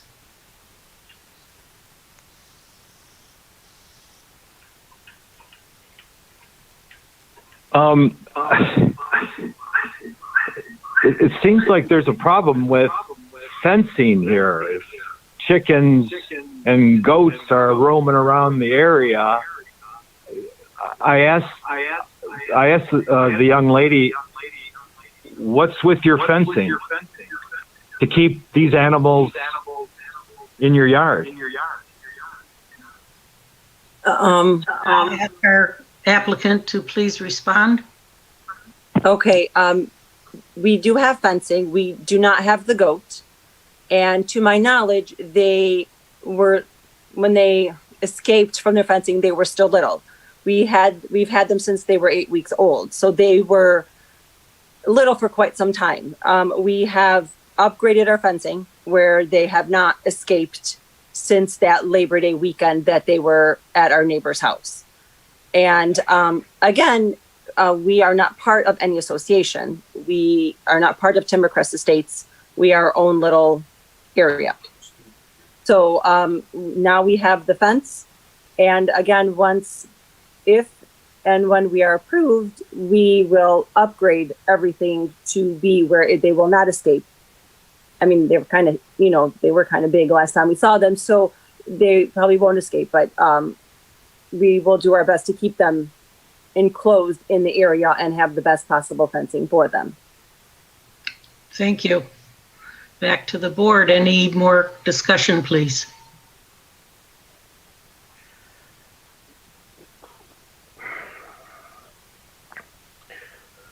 Well, I just, if I could make a comment. Please. What strikes me is that there are a number of people in the immediate area that are not very supportive of the chickens, whether it's just because they were escaping or whatnot. So I just want to point out that that is concerning. And they brought up reasons, whether they're valid or not, between bird flu and coyotes and so on. But still, the general impression that I'm getting is that the neighbors aren't very excited about the chickens in the area. Now, whether it's a question of there's too many chickens, my thinking on the size of the property is that it is very close to 0.75. So, I mean, it is now almost splitting hairs here as far as acreage. But there could be an issue that there are just too many in that property. But those are my initial thoughts on what I've heard so far. Okay, I'll give my 2 cents then. I don't think that it's an issue about property size. I think that it's an issue about keeping them, as we can kind of see. And even in these pictures don't show clean accommodations for these birds. I think it's noteworthy that these were the pictures that were provided to the board for consideration. and it doesn't look like it's been cleaned for quite a while. There's no bedding for these birds either. And as well, although there is a fence there, a mature chicken can fly up to 5 or 6 feet easily if they don't have their wings clipped. So again, I don't think that it's a matter of 0.69 acres or 0.75. I think that it's about how they're kept and whether a person has 0.75 or not, the complaints would still come. Furthermore, I think that Mr. Evans is right in his promulgation of 10 birds. Looking at what other cities in Michigan allow, they're all under 10 with the exception of Rochester.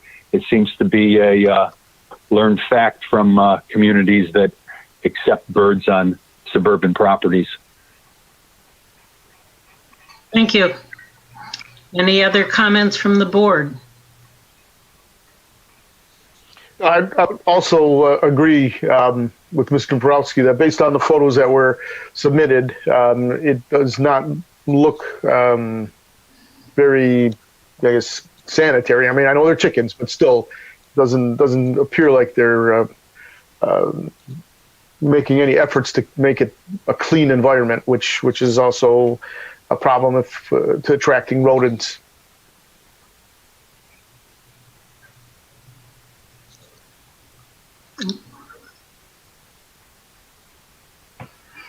Any other comments from the board?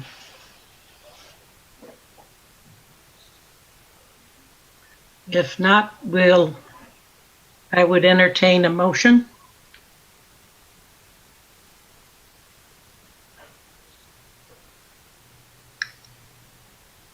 I cannot make it.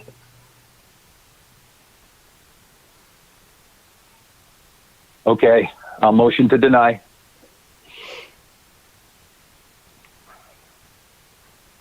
Do I have a second? I'll second that. Thank you. We have a motion. Yes, Paul?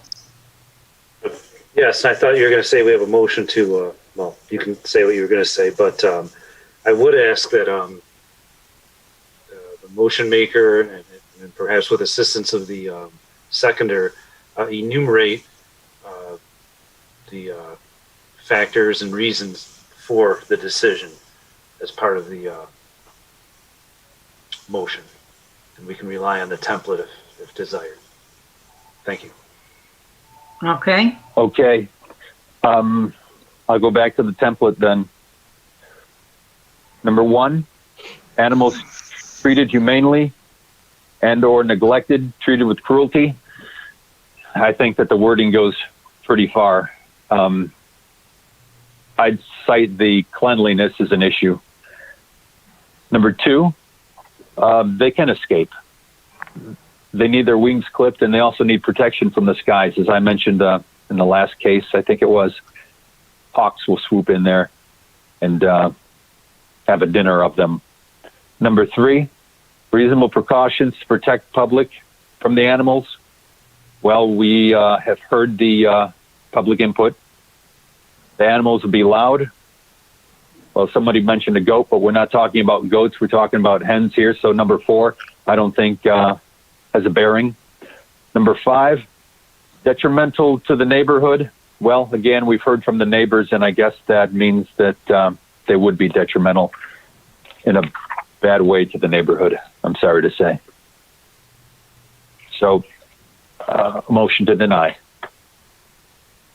Thank you for clarifying. Can we go on with the vote then? Or does Yes, my second need to agree? Perhaps it would be prudent for the seconder just to affirm that. Mr. Petroulis, do you affirm his statement of reasoning? Yes, I do affirm. Thank you.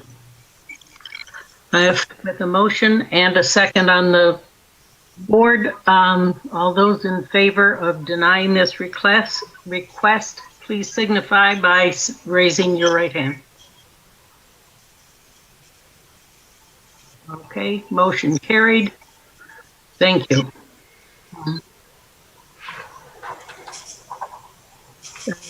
move on then to the next item on the agenda from Mr. Weiss on High Oaks. Paul, would you give us the rundown?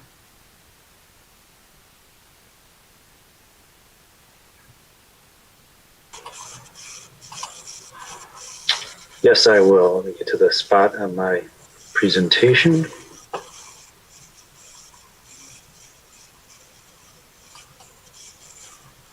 Okay, and this is for property located at 6862 High Oaks. And the request is, in order to keep up to 5 chickens, a waiver from the requirement that the property be at least 0.75 acres in area. The property is approximately 0.37 acres in area. Once again, we have an aerial of the neighborhood, subject property outlined in red, in the neighborhood south of South Boulevard and east of Crooks Road. I'll gradually zoom in on the neighborhood with my next series of slides.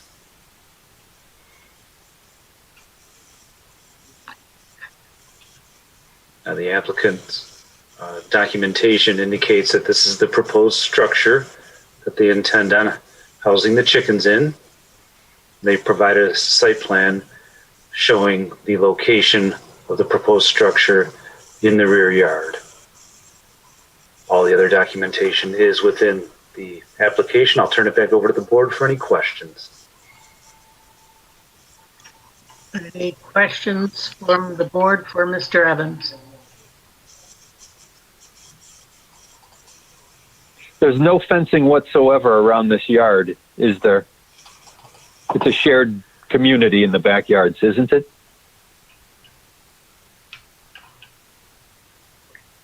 Paul, you're muted. Thank you. I don't recall seeing any in the application, but perhaps just for a 100% confirmation, we can ask the applicant to address that. Any other questions for Mr. Evans? If not, I invite Mr. Weiss to give his statement, please.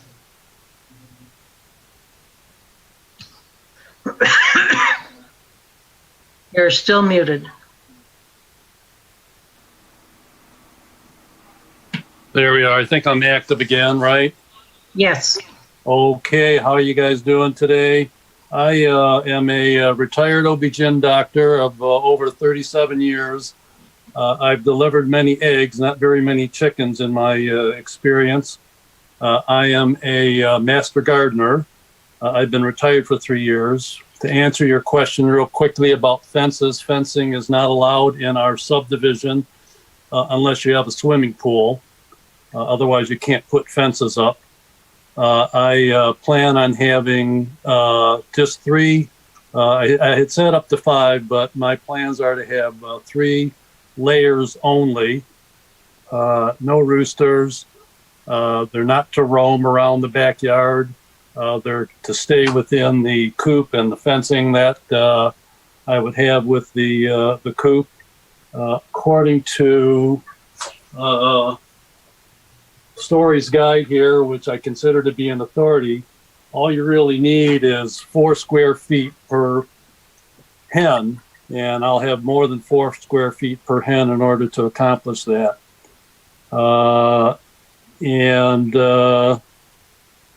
That's basically all I wanted to say right now. I haven't purchased anything. I submitted my proposal before I purchased anything because I wanted to get approved first. Any questions for Mr. Weiss from the board members?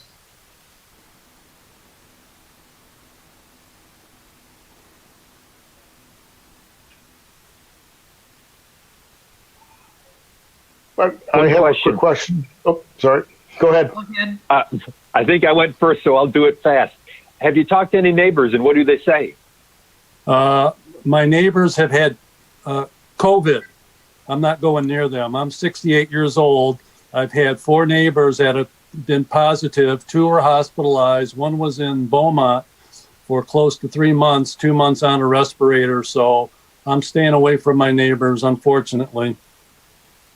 Well, I understand that response. I hope they get better. Smart of you. Yeah, They are. At least the one man next door came home about a month ago, but his physical therapist comes by probably every day, still has to get him back on his feet. I go out there with my snowblower and I take care of the sidewalk with my snowblower because I know he can't get out and do anything yet. Any other questions for our applicant? I just had a quick question, just for clarification.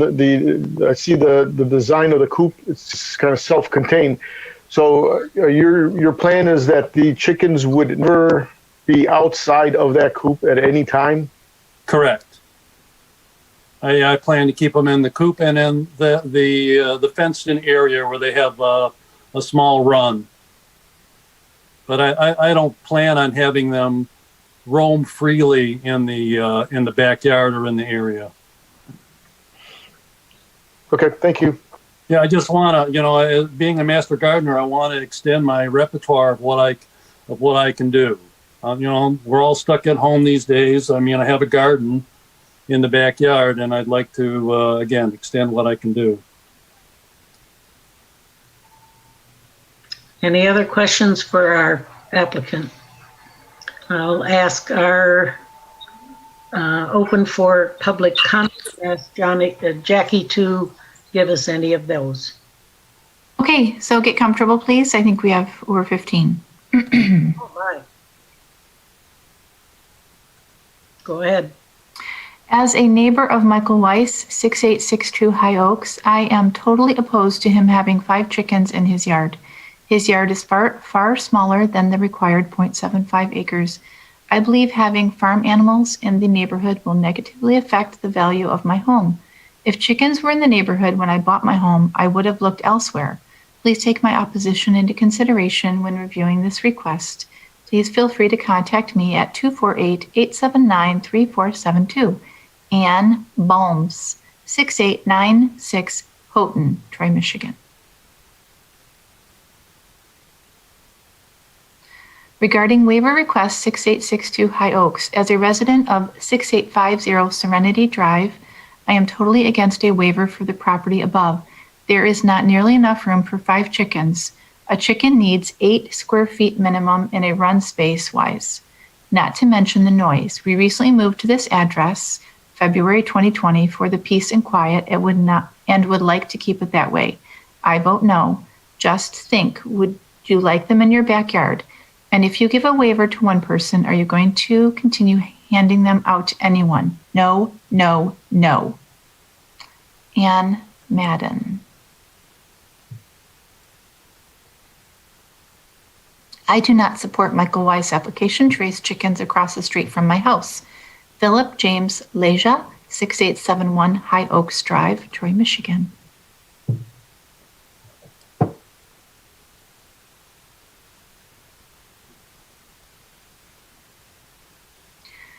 Subject, I object.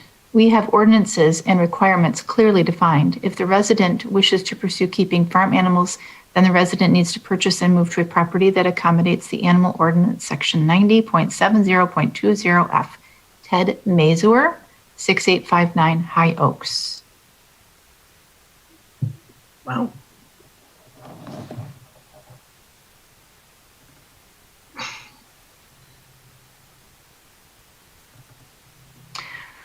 We are not interested in seeing the variance approved for up to 5 chickens at the property of 6862 High Oaks, Troy, Michigan, homeowner Michael Weiss.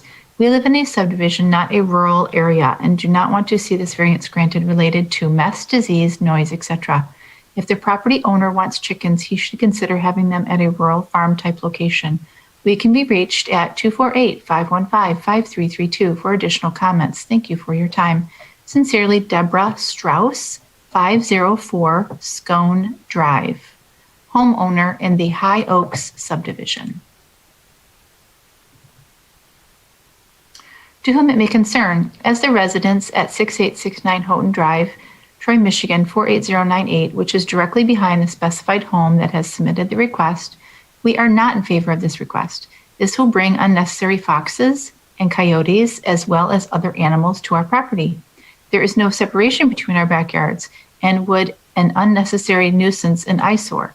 Please strongly consider denying this request. Kindly, Frank and Asia Walton, residents of 6869 Houghton Drive.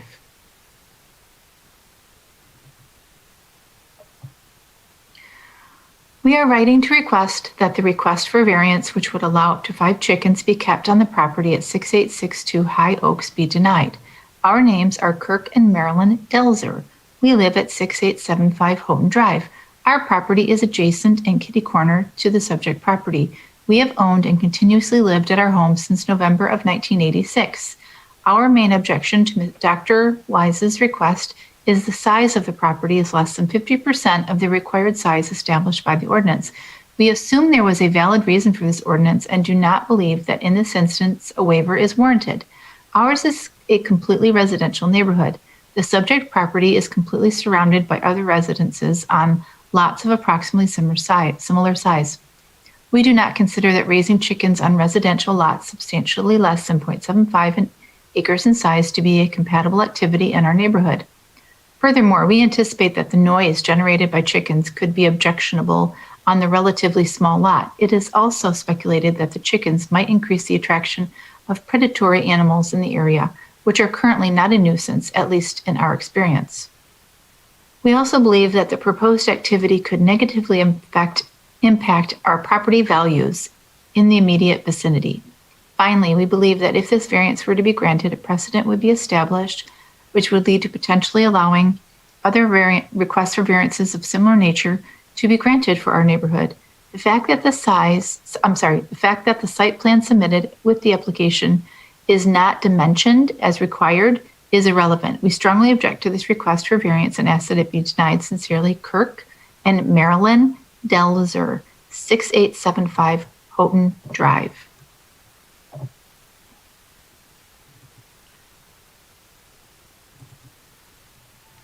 I am voting no on this request to keep up to 5 chickens on his property. Absolutely not.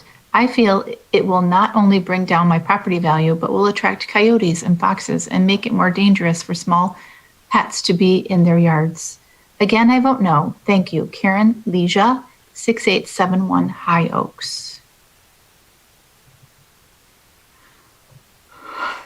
Animal Control Appeal Board. We are contacting you before your meeting on January 27th, 2021 to voice our opposition to the property size waiver for Michael Weiss at 6862 High Oaks.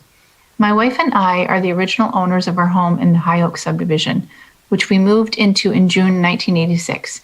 Mr. Weiss moved into his home just before us, and all 97 property owners of the High Oaks subdivision knew of the restrictions and ordinances before purchasing and building. Another original homeowner, Kirk and Marilyn Delzer, who also oppose this waiver, their property corner touches Mr. Weiss.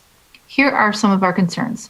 The property is a lot smaller, 0.37 acres, than the required 0.75 acres. Having chickens on such a small parcel will negatively affect our home values. Our homes are a major investment towards our future. If this small property receives a waiver, what's to stop others? There could be chickens throughout the subdivision, negatively affecting our home values. Chickens will attract more coyotes, foxes, hawks, even though they are in a coop. Predators will know there is a food source there. We have too many roaming in our neighborhood already. Unpleasant odor for close neighbors, especially those to the east, since the prevailing winds come from the west and southwest. I can't imagine the Waltons directly behind and the Delzers enjoying their backyard decks during warm weather months. Noise. This will also be an issue, especially during warm weather months. We feel if this waiver is approved, it would be extremely negatively affect the value of the closest properties, which in turn will affect our home values, as it would others throughout their neighborhood. Please vote to deny the property waiver at 6862 High Oaks. Sincerely, Steve and Kathy Sadlier, 300 Scone Drive.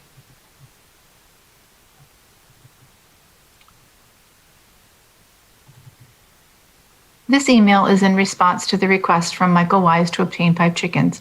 We have several concerns regarding chickens in the neighborhood. We are asking that this request be denied on the information outlined below. The major concerns and requests why we don't want chickens in our neighborhood are outlined below. 1, they will affect our quality of life. How? Because of the endangerment to us and the children and the pets in the area. Chickens Chickens are prey animals, so they're likely to get attacked by predators. Who are predators? Chickens will attract coyotes, wolves, foxes, hawks, coyotes, raccoons, possums, skunk, which endangers the families in the neighborhood, in addition to a threat to the family pets. They can also attract pests, flies, rodents, and roaches. Number 2, they are not clean, therefore they have a bad smell. Chickens have smelly droppings and they poop often and indiscriminately. Due to COVID, we are confined in our homes. Currently, we enjoy our yards, and the obscene smell inside of them would discourage us from enjoying our own property. We spend a lot of time at home, especially on the decks, and don't want to be forced to stay inside of the house due to the smell and the endangerment of the chickens that they will cause. Number 3, chickens can have medical issues just like any other animals. Poultry can sometimes carry harmful germs that make people sick. These germs can cause a variety of illnesses in people, ranging from minor skin infections to serious illnesses that would cause you to die. It is also reported that humans can get salmonella from chickens by touching them or their manure, according to the CDC. The birds can spread the bacteria even when they look healthy. 4, having chickens in this area will possibly make our property less desirable for buyers should we decide to sell the property. We have a concern that the chickens and the smell will negative impact on our property value. 5, allowing the chickens will also cause ill will. Who is responsible for monitoring the number of chickens he maintains? If we report that there are more than 5 in a coop, it will cause discord. Please understand that we like Michael, but should this one request be approved, it will set precedent and open the door for others to obtain chickens and other farm animals. Therefore, we are again asking that this request be denied. Thank you. Sandra Carter.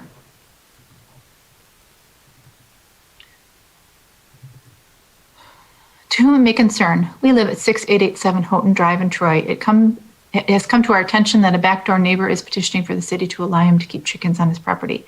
We are against chickens being allowed to be kept on a property in our neighborhood. Our backyards are all open and are quite small. Chickens will attract predators such as coyotes and foxes, making them a bigger threat than what they already are to small pets and children that are in the adjacent yards. In the summer, there may be a stench or odor issue along with noise of animals being kept in coops. Thank you for your time and consideration of this matter. Sincerely, Kelly Holloway and Bruce Daniels.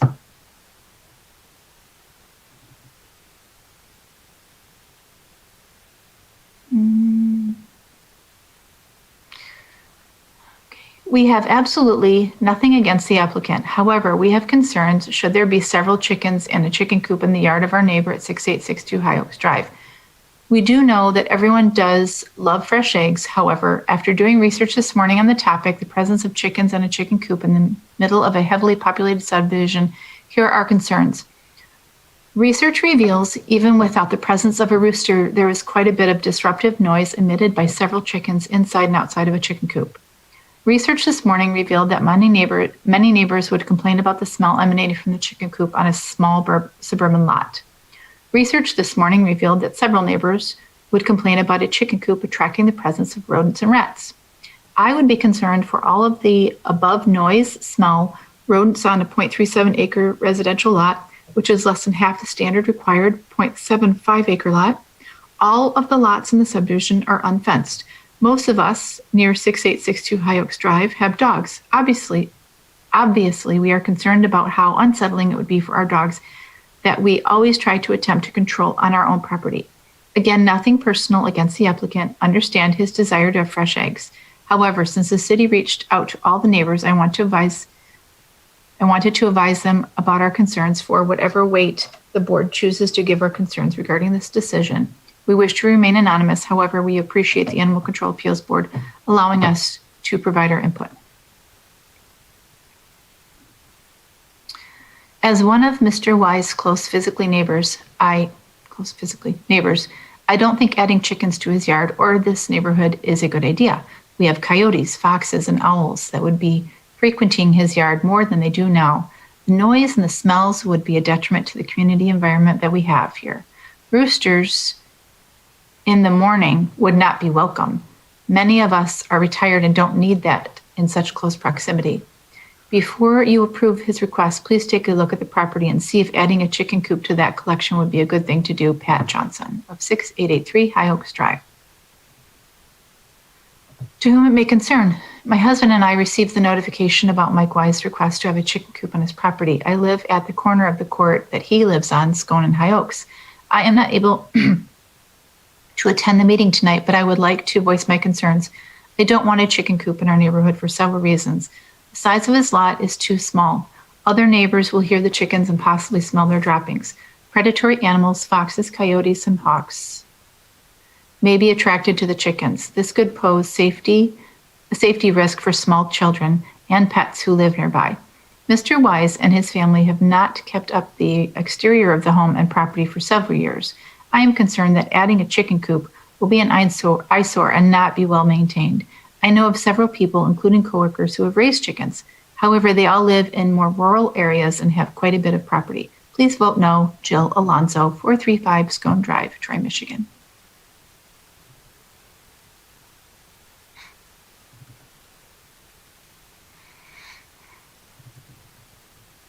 Animal Control Appeal Board. My wife, Jill, and I reside at 435 Scone Drive, 3 houses from Mr. Wise. We are 100% against his request for chickens for the following reasons. It will attract predators, coyotes, fox, to our homes and potential endanger our small dog and our neighbors' small dogs. 2, it will have adverse impact on property values. We live in a subdivision in Troy, not a rural farm. 3, concerned about the smell. See number 2. I think this request is ridiculous and expect you will deny this application. Please contact me if you have any questions. Sincerely, Greg Alonso. That concludes the ones that I'm going to be reading. There are voicemails. I'm going to try one more time to play one.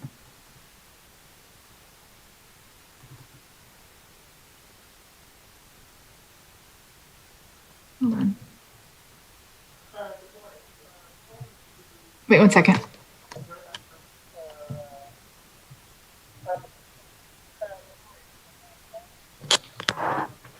Register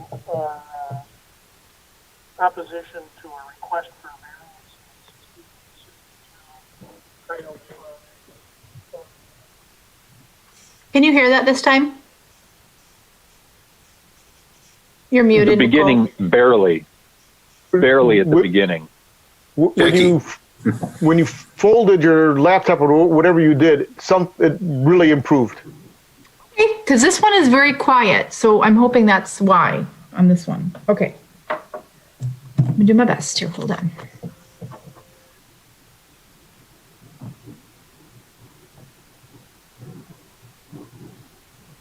Okay.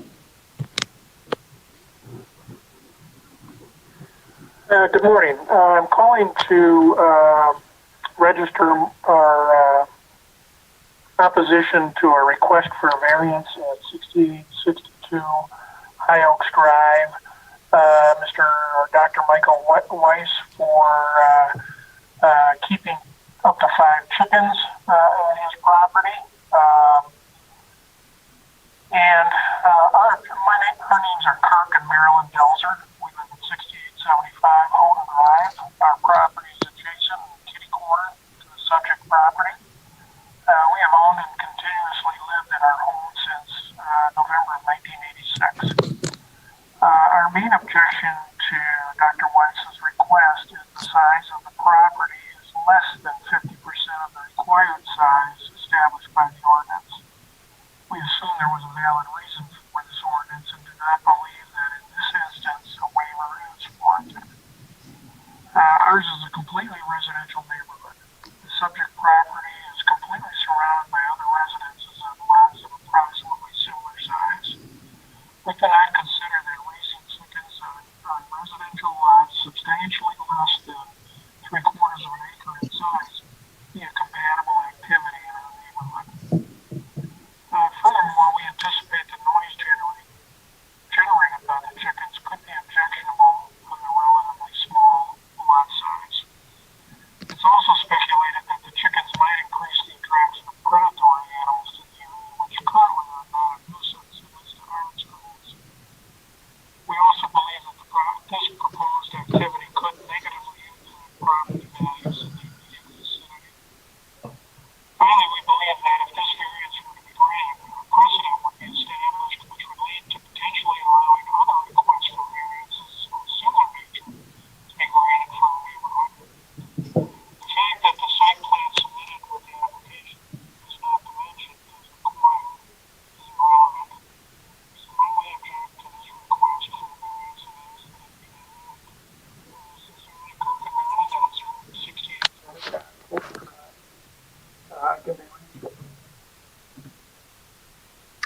Nikki, can I ask you a question?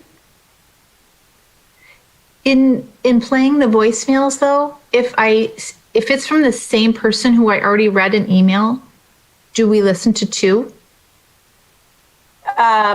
Yes, I think so. Alrighty. Thank you. Mm-hmm.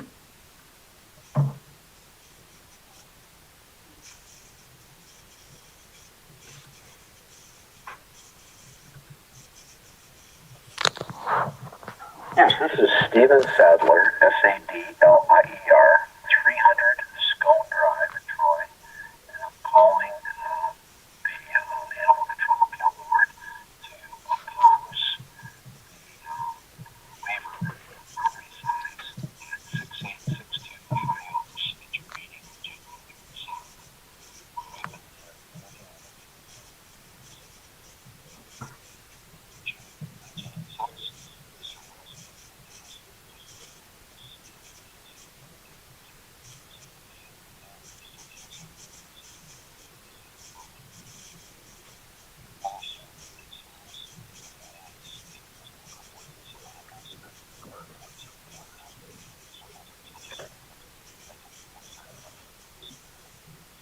Jackie, we cannot hear this one anymore.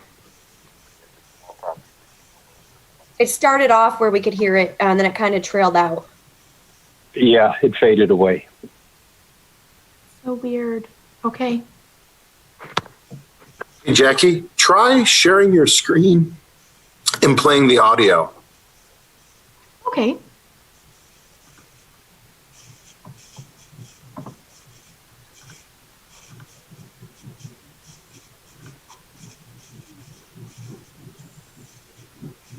I think this would be it.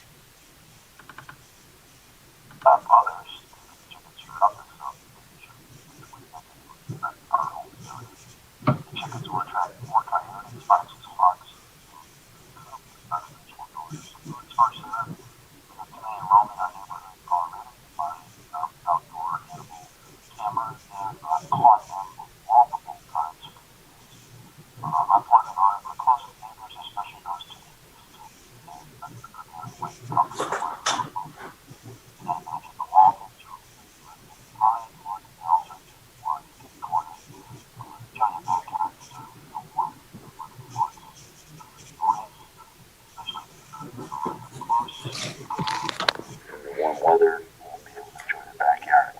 My wife and I feel this waiver is, if it was approved, extremely negatively affect our value of the closest properties, which in turn will affect our home's value and others throughout our neighborhood. We're asking to deny the property. Thank you. Sadler, 300 Scone Drive. Did that work?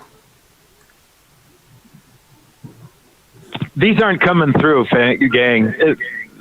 We're not hearing anything here. I think it was better. I caught a couple of bits. Yeah, I think it was better when you had your screen kind of closed. But okay. So maybe we can try that. Is there any more voicemails? Let me take a look. Yes, sir. Okay, maybe try that again and see if that works. Sure. Okay.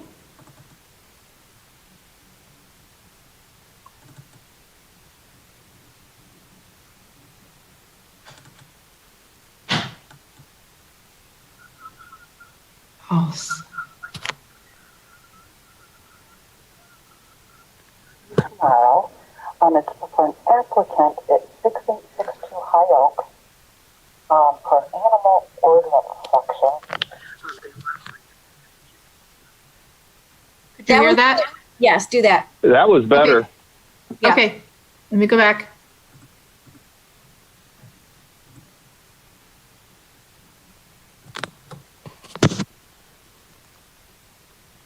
My name is Kelly Holloway. I live in Troy, and I'm calling about a hearing tomorrow. It's for an applicant at 6862 High Oaks for an animal ordinance section. They want to have chickens on their property and build a chicken coop. photos. I'm going to plan on attending several neighbors that are trying to meet tomorrow, and I also do. I live at 687 Home Drive, and I'm kitty corner back door neighbor. I guess I question how, if an ordinance is written, how somebody can just petition to go along. If the ordinance is incorrect, then maybe the city should change it, but I don't think they're going to. We are on this list, and if I look at the size to have, I guess, chickens, people have chickens, and the eggs are not even close. It's not even close. It's not like it's even kind of close to it. It's almost half of it to even have it. Why we would allow this. Our backyards are all open to one another. We have babies right here. A couple of bedrooms is going to have a baby this fall. I'm talking, I'm sorry, this in 1 month. So by the fall, or yes, the baby right toddling around. Guys, I can't hear this, and I can't fathom how anyone else can. Yeah, no, it's not working. Okay. You want to fall back on reading them? Yeah. No. I think we got the gist of what people are feeling, don't we? We do, but they have a right to be heard, and so we will need to have, even though we get the general sense of the comments, everyone has a right to be heard, and so we need to get through the public comment. Okay. Hold on.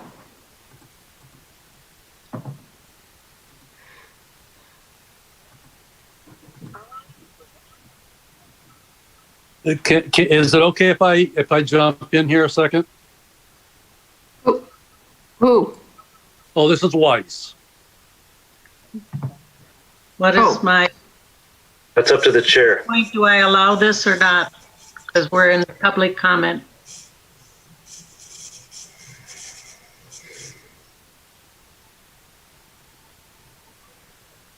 I think you.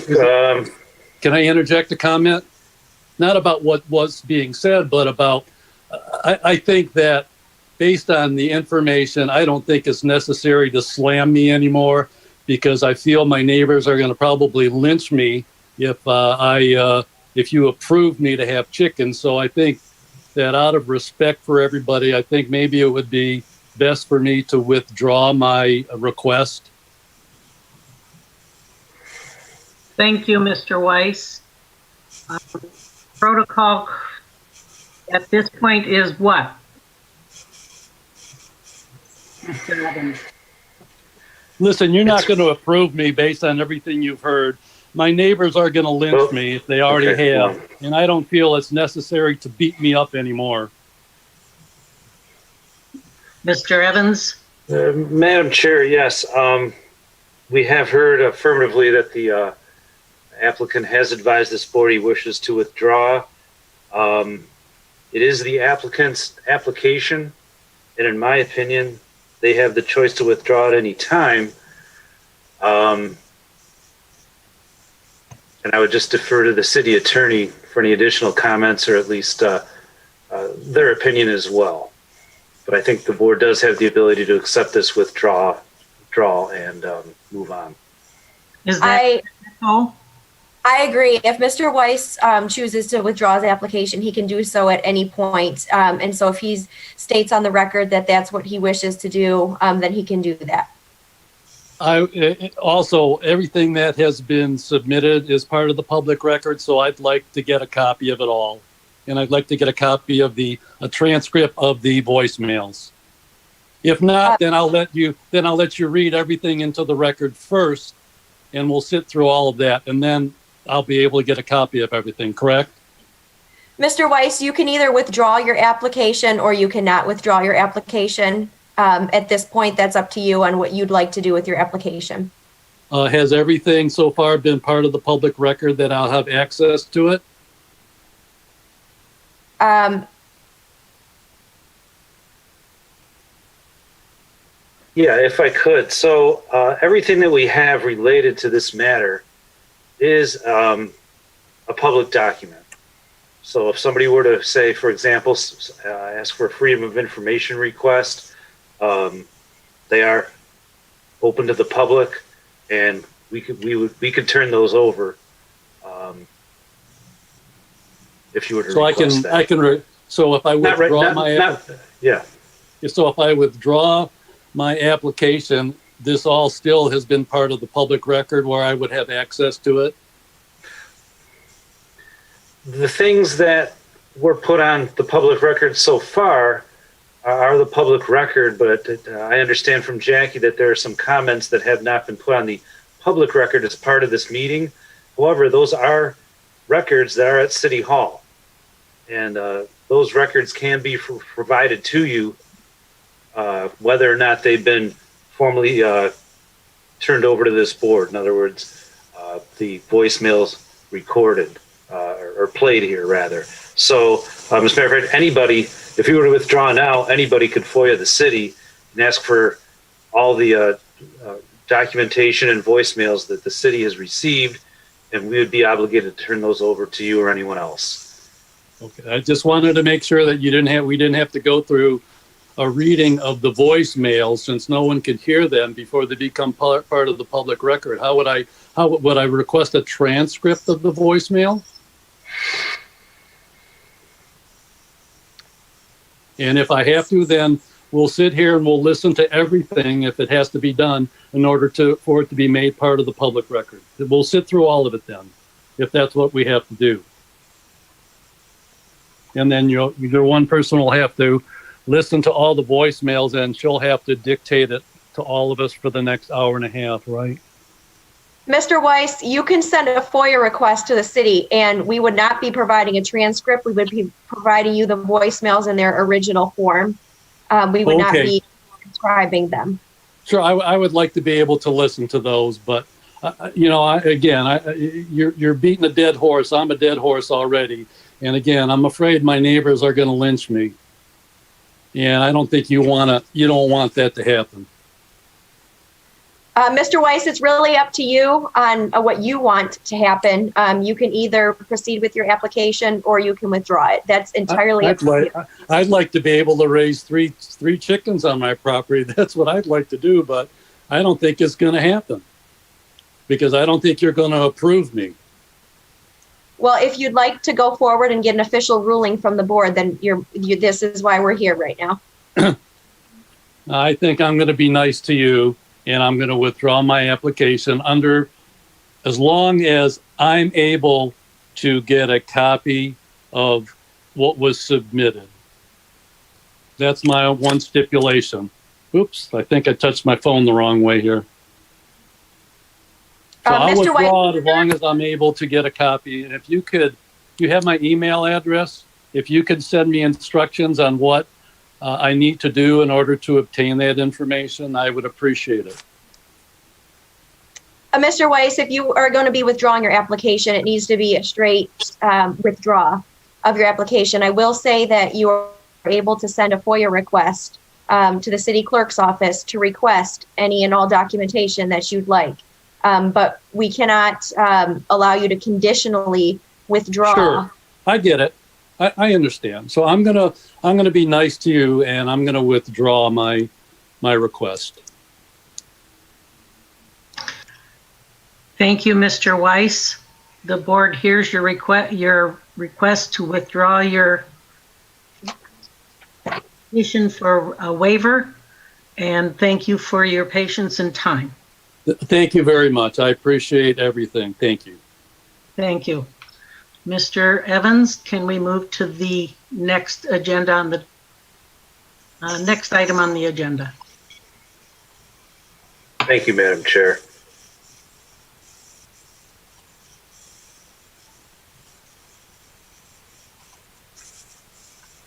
The next item on the agenda is for property at 2223 Tucker. The applicant appeals the Housing and Zoning Inspector's decision to limit the number of chickens allowed by an animal permit to 10 in order to have an unlimited number of chickens. This is an aerial of the subject property's neighborhood. The subject property is north of Long Lake and east of John R., outlined in red. Zooming in further, we get a better orientation of where the property is, including some detailed aerial. The applicant has also provided us, amongst other materials in the application, a site plan showing the chicken area, as well as the structure and enclosure for the chickens. The applicant currently has a animal permit from the city for 10 chickens, and upon request, was verbally advised that I would not be able to issue a permit for any more, and the applicant has approached this board to request that my decision be appealed. So I'll turn it back over to the board for any questions. Oh, I'm sorry, and I might add, I did explain to the board on the item for Fernley the rationale for limiting it to 10, and that's the same rationale here, same reasons why we did I could not issue a permit for more than 10. So I'll turn it back over to the board for any questions. Thank you. Does the board have any other questions for Mr. Evans?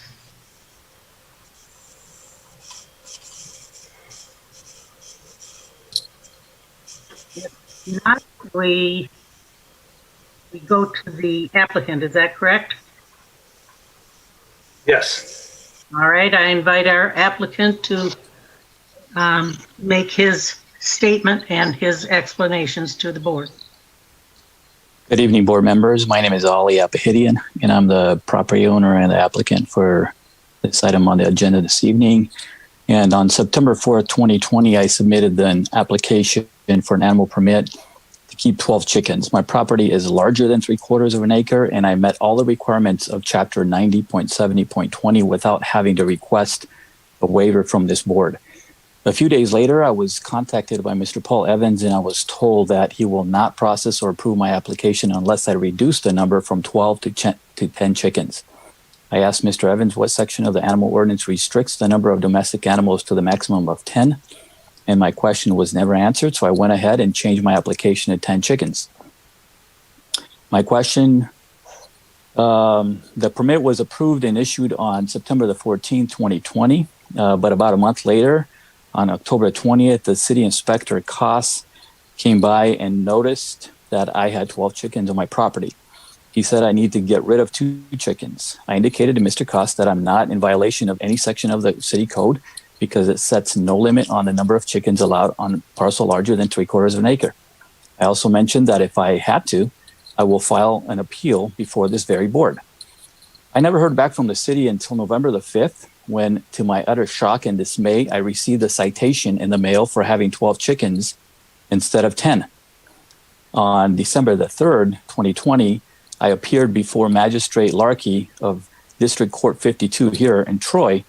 During the court hearing, the magistrate reviewed Chapter 90 of Troy's Animal Code and stated clearly that there is no legal basis for the city to restrict the number of chickens permitted on a property that meets all the other ordinance requirements. The magistrate also asked the city inspector, Koss, who was present in the courtroom, if the city code restricts property owners to having only 10 chickens. Inspector Koss confirmed that the city code has no limit. So why am I here before you this evening? I'm here because I applied for an animal permit, and instead of getting approved because I met all the requirements of the city code, I got a citation. I'm here to simply ask that you apply the city animal ordinance exactly the way it's written, and not the way someone wishes it would be written. And the way the code is written is very clear. Nowhere in Chapter 90 or any other chapter of the city code is there a restriction or limit of 10 domestic animals for a property larger than 3/4 of an acre. I'm not here to request an appeal for a waiver because I'm not in violation of any section of the animal ordinance. Page 67 of this agenda packet incorrectly states that I'm, quote, appealing the number of chickens allowed by the animal permit to 10, unquote. From a legal standpoint, that's a fundamentally erroneous statement. The animal permit is only an administrative document. It doesn't allow or disallow anything. It's the animal ordinance that allows or disallows something. The city has no legal authority to impose an arbitrary restriction that is not explicitly written in the ordinance. The good news is that I'm not the only one who understands what the animal ordinance says. Tonight's agenda packet includes an email sent on July 19, 2019 by the newest member of this board, Mr. Dombrowski, to Mr. Paul Evans. This email confirms twice that Troy's animal ordinance imposes no limit on the number of domestic animals a resident is permitted to have.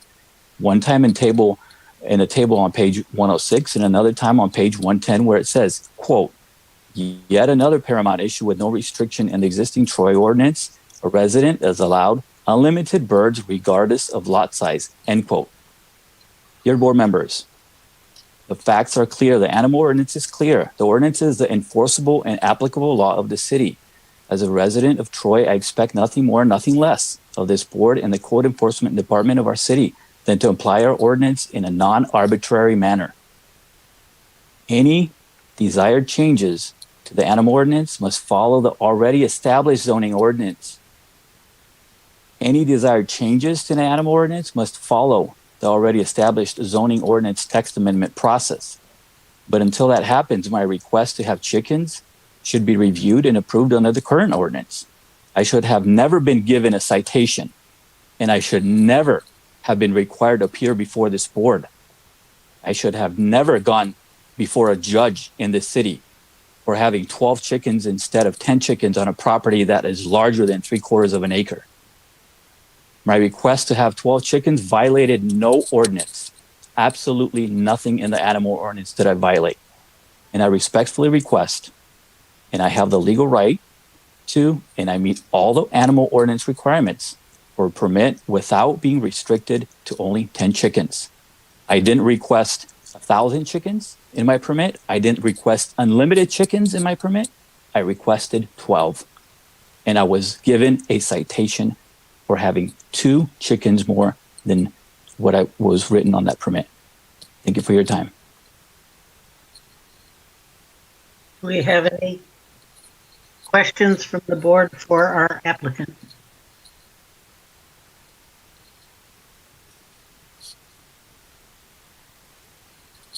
If not, is there public comment for this application? Yes, there is. I will open for public comment then. Okay.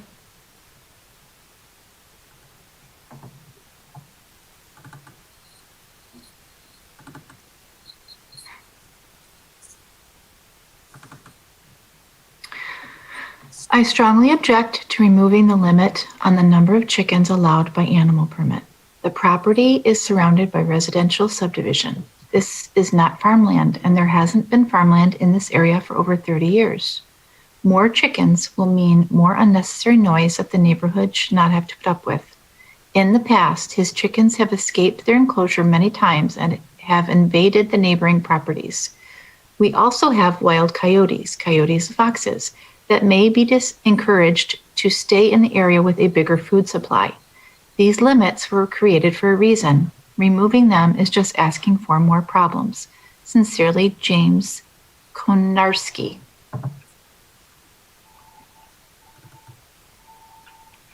To whom it may concern, I am a close neighbor of 2223 Tucker Drive and a 30-year owner of my home. We object strongly to allowing more than 10 chickens due to the increase in noise, smell, and the possibility of seeing an increase in animal predators. This is the city of Troy, not farmland. I feel this will devalue my house in the market. If he wants more chickens, they can move out to areas where this is allowed already. This cannot be for personal use, so they are allowed to run a business selling eggs out of the city property. This person had goats last year, which became a noise issue, and I believe they were told to remove them. What's next? Al Phipps, taxpayer and voter of Troy for over 30 years. Dear City of Troy Animal Control Appeal Board. I'm sorry, what?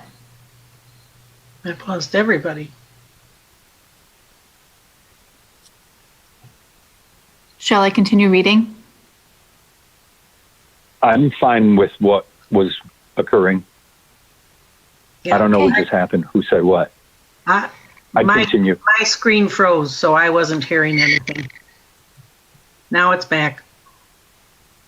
Okay, Dear mine City- is fine.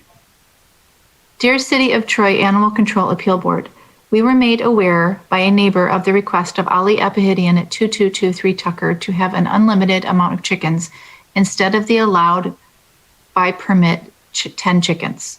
We do not support this request. We live in a neighborhood of homes that are primarily standard sized lots. While the lots on Tucker, where Mr. Epihidian lives, are somewhat larger, he still lives in close proximity to other homes. An unlimited number of chickens is an unreasonable request. This is not farmland. We have in the past seen issues with roosters and goats in this neighborhood. Limits on the numbers of animals and households are allowed to have are there for good reasons of health and safety of all of us. Allowing an unlimited amount of chickens seems like a reckless request in a residential neighborhood where yard space is limited. Please do not allow this request. Sincerely, Ann and Christian Smith, 5284 Standish Drive.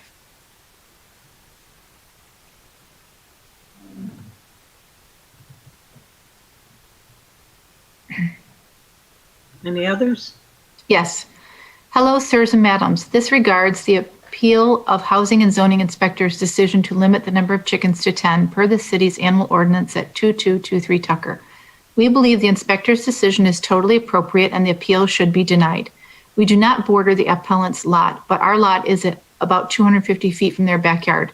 This past summer, from our front yard, we could often hear baby goats the appellant kept in their backyard. This area is not a rural area. The appellant's lot directly borders several subdivision-type homes and is close to many more. Allowing the appeal would harm the values of the properties adjacent to and nearby the appellant's home. Please deny the appeal. Sincerely, Mary Kay and Mike Ortman. There is more. Hold on.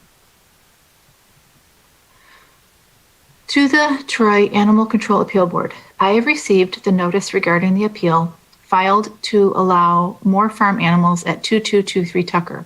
While I normally try to mind my own business and avoid getting involved in issues like this, I feel it's important to provide concerned comments in the hope that they will be considered in the decision of this appeal. Therefore, I am writing to you as a concerned neighbor who lives in Mr. Epihidian's neighborhood because my household is directly affected by this. We are very much opposed to the additional farm animals at the above mentioned address for several reasons. First, the chicken and multiple goats in this neighbor's backyard have already been disturbing the peace. During warm weather, this occurs daily. Increasing the number of farm animals, including chickens, in this subdivision will exacerbate this already ludicrous issue. Second, the noise from the chickens and particularly the goats is especially obnoxious and obscene in warm months, thereby making it intolerable and impossible to enjoy our own backyard. Realizing that this appeal is about increasing the number of chickens, I feel compelled to point out that the noise from the goats is borderline disturbing because it sounds like a young child crying out for help constantly throughout the day. Third, during warm weather, chickens and goats make working from home and remote learning difficult with farm animal noises being heard on Zoom calls because we dare to open the windows in our own home. Coworkers on a conference call actually asked if I still lived in Troy because they heard farm animals in the background. Fourth, in today's day and age with this terrible pandemic, is this really something that we want to perpetuate in our community? Chickens, goats, farm animals in general, etc. They attract rodents, vermin, rats. Moreover, the health concerns such as bird flu, swine flu, COVID, etc. also increase in a city neighborhood. Fifth, what would this do to the neighborhood home values? Frankly, I'm not quite certain why Troy allows these farm animals in the first place, especially when other cities like Birmingham don't allow it.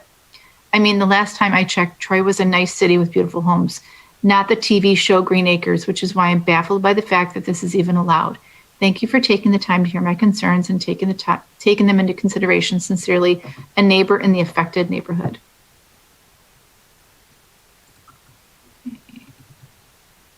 To Troy Animal Control Appeal Board, I wanted to comment on the notice when I received in regards to the unlimited number of chickens permit request from Mr. Epihidian.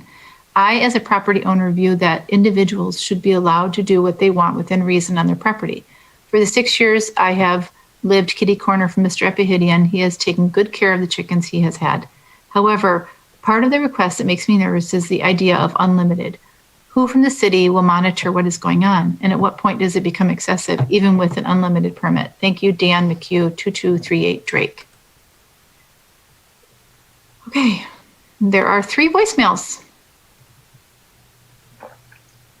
You want to go ahead and just read them? Yeah. Hold on. Wait, hold on. I gotta take this out.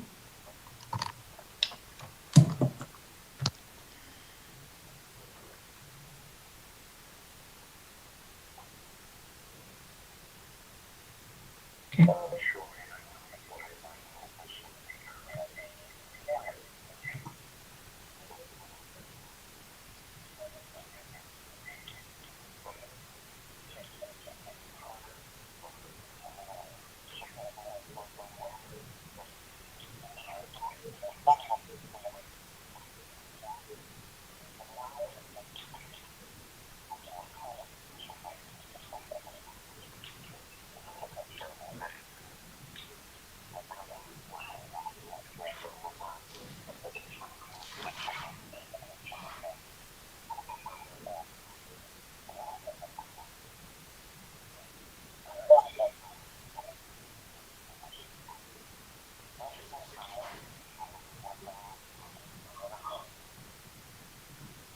Okay. You guys heard that? No, we thought you were going to read it. Okay. I will read this out loud as I listen to it. Hold on one second.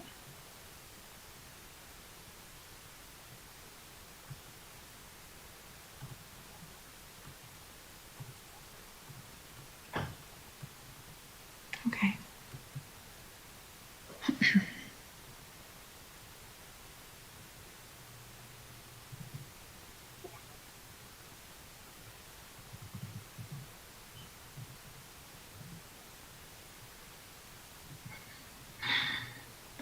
He said, "Good morning. My name is Jim." One second. I wanted to voice my opposition regarding the hearing tonight.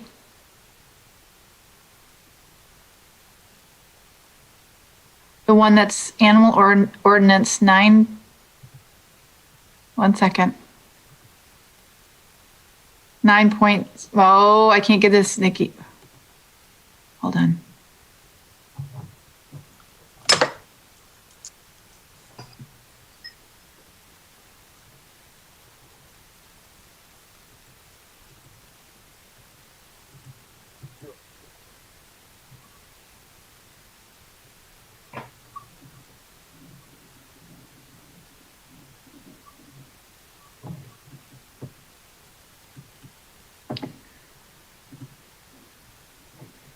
One moment.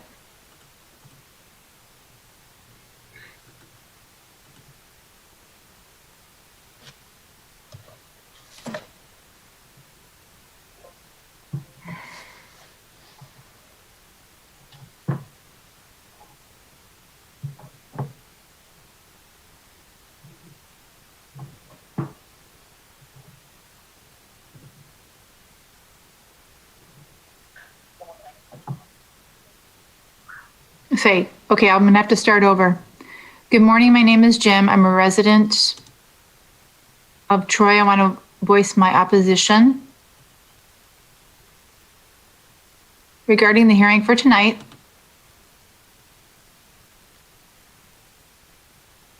The one that's Animal Ordinance 907.08.70 regarding 223 Tucker.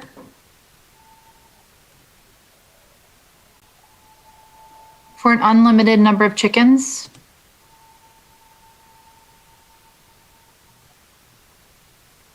I'd like to tell you, I'm assuming this is the same guy that had the goats last year. The noise is ridiculous. If we allow him to have chickens, it's going to get worse.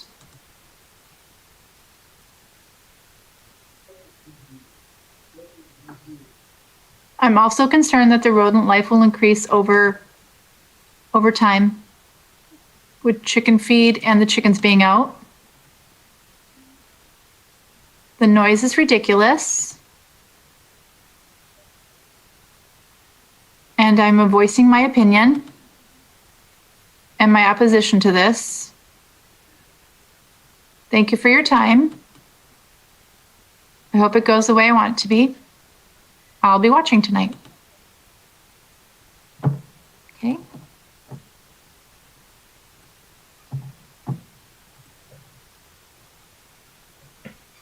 And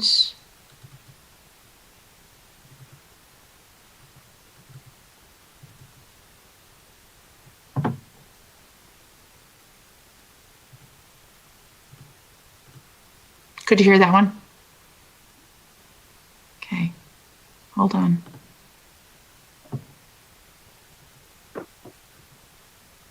I'm calling to leave my remarks regarding 2223 Tucker.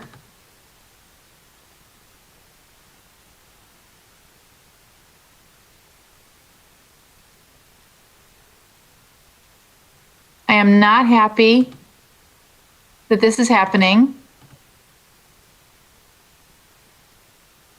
One second.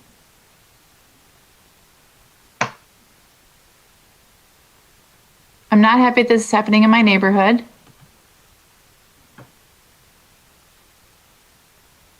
I have no reason to believe that this makes any sense for the city. For Troy to go down this avenue, it should be against the bylaws of the city and should not be something that's skirted around by going through a hearing. I'm totally, totally, totally against this. And what's he going to do with the chickens? Is he slaughtering the chickens? That's a lot of eggs for personal consumption. I am saying no, no, no. This is someone who lives on Standish. Bye. Okay. And I believe we have one more.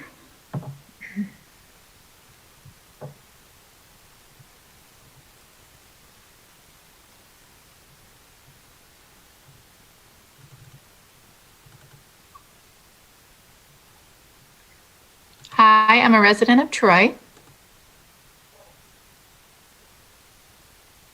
We are looking at the 2223 Tucker animal ordinance, the unlimited chickens, which in Troy, this is not a barnyard situation.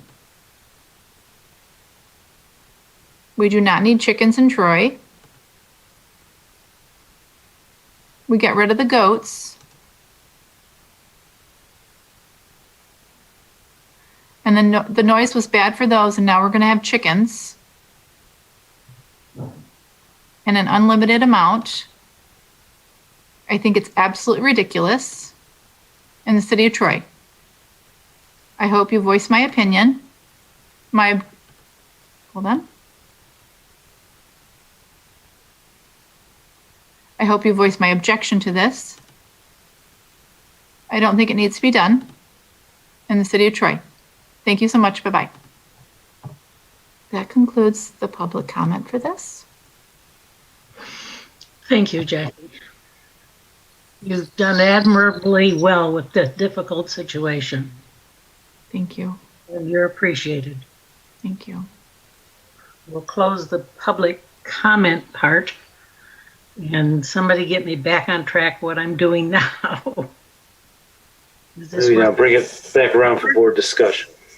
Board discussion. A couple of questions on my end, if I may. First, I guess it's to Nicole. Section 90, 80, 70A. The promulgation of regulations. Paul does that. And once he does that, although I don't necessarily agree with these regulations not being published. This here clause in here does allow Paul to make promulgations like that, which do become then part of the implied ordinance. So actually, the section. So I didn't mean to cut you off. The section you're referring to go is ahead.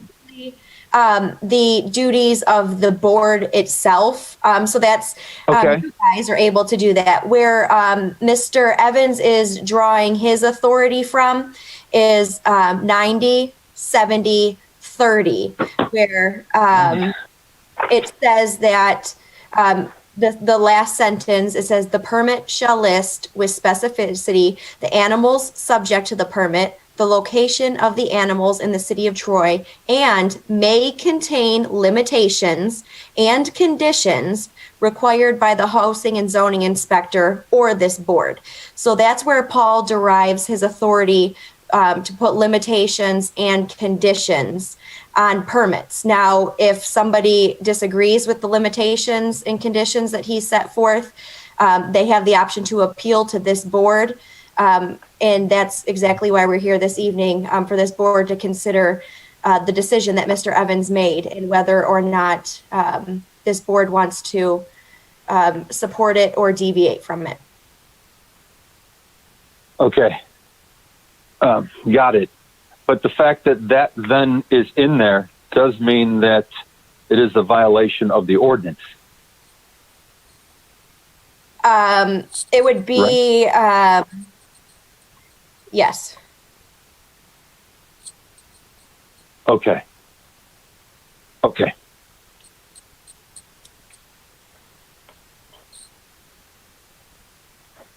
Okay, that's the only question I had.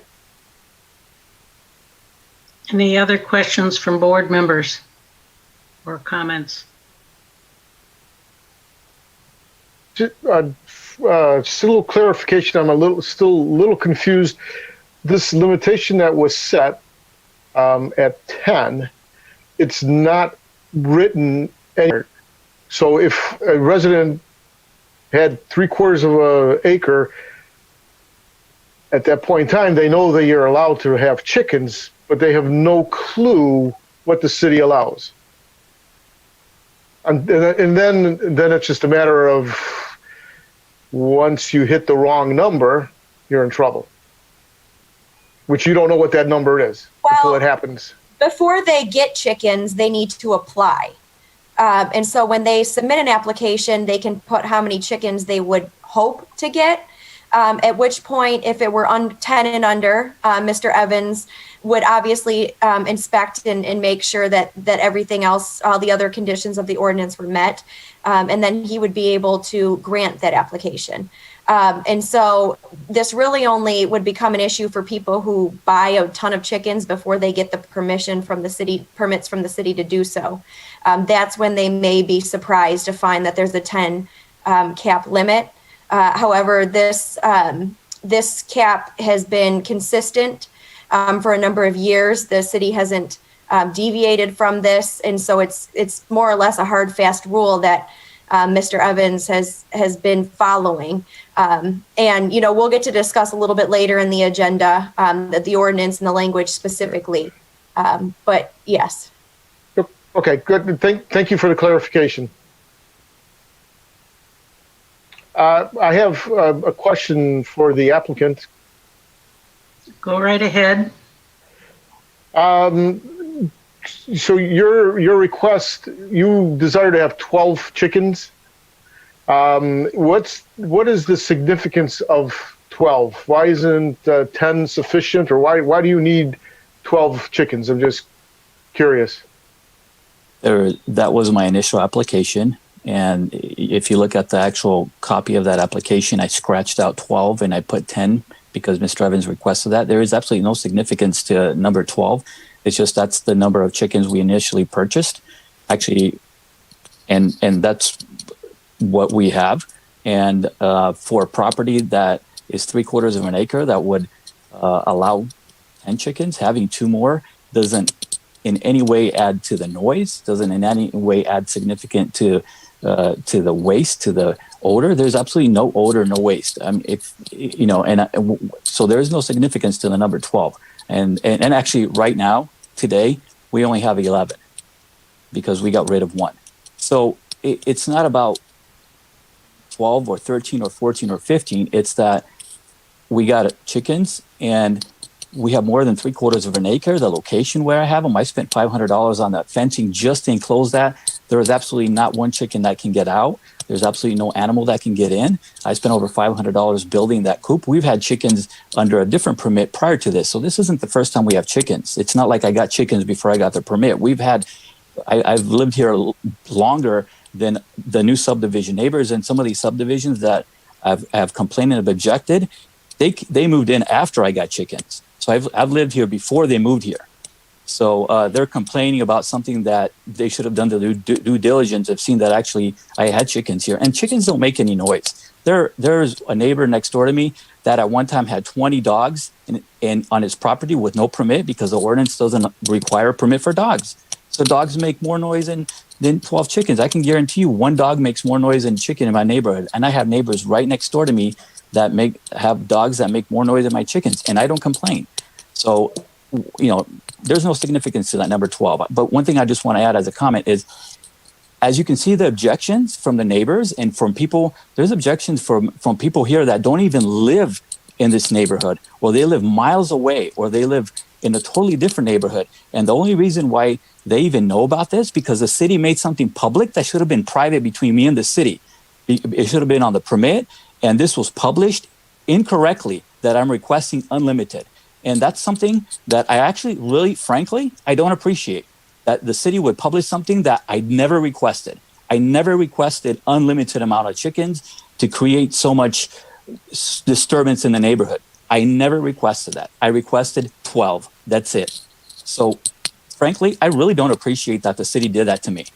I really don't. This is a private matter. It's on my private property, and the city should have kept it private, not published in a newspaper on the city's website and mail letters to the neighbors to say something that was actually wrong and incorrect. I requested a permit for 12 chickens, not unlimited. I want to set that for the record. I want to make that clear. I really don't appreciate that, because the objections are to something that is actually not true of what I requested.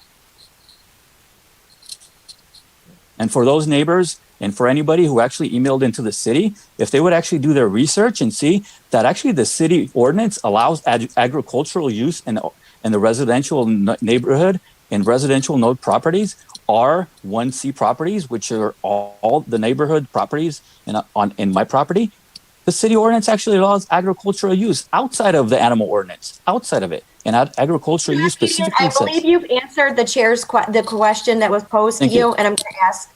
Thank you. Thank you. Thank you.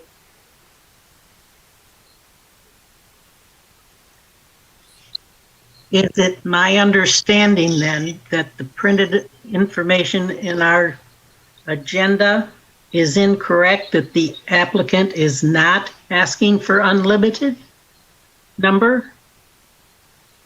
Madam Chair? Yes. If I could address that? If you would. Share my screen.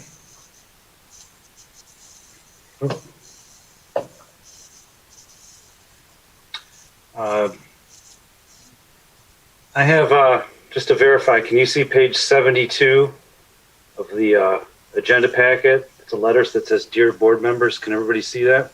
Yes, I can. This is part of the application that the applicant submitted, the second paragraph, and I'll read it.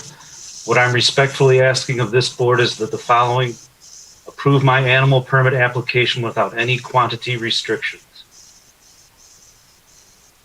Okay. So that was part of his application. Thank you. Okay. Sorry, Madam Chair, if I could ask another general question. Then, so the waiver then is for unlimited or for 12 chickens? I read that to be for unlimited based on the letter. Is that correct? Either Nicole or Paul? Well, I think in theory, the board could consider either. It could, it's open to interpretation on exactly what the request is. So I think that, that it could be argued that he's requesting either unlimited or 12. And so I think that the board is welcome to consider either of the requests based on the letter that he wrote and his representations to the panel today, that he's only requesting 12. If the board would like to consider either of those, it may. Thank you. Any other discussion?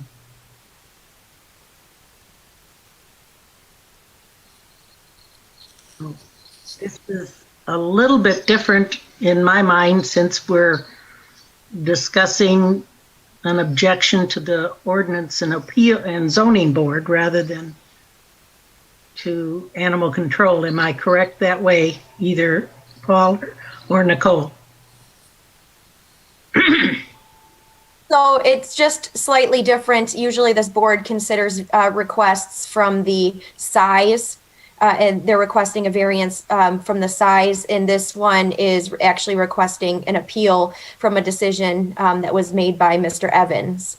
So it's slightly different than what this board sees, slightly different issue than what this board sees, but it's within this board's jurisdiction to consider this issue. Okay. Just getting it clear in my mind. All right. Anything else from the board? Any further discussion or thoughts? My thoughts are, as written, it asks for unlimited birds. I don't see 12 on here. I see 15 on the last paragraph. So if I'm going to go with as written, that's how I view it. Thank you. That is the submission after all. Okay. Anybody else?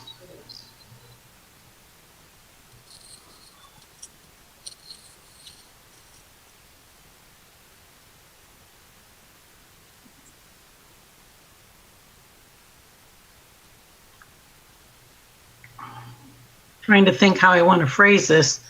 A permit, when you have 3/4 of an acre or more, that permit has to include which animals you're requesting to have. Is that correct? yes, As well as the number and or amount of creatures? yes, So when you have 3/4 an acre and have a permit, it doesn't mean, okay, I got a permit, I asked for chickens, I can add a horse and a cow and a goat. Is that correct?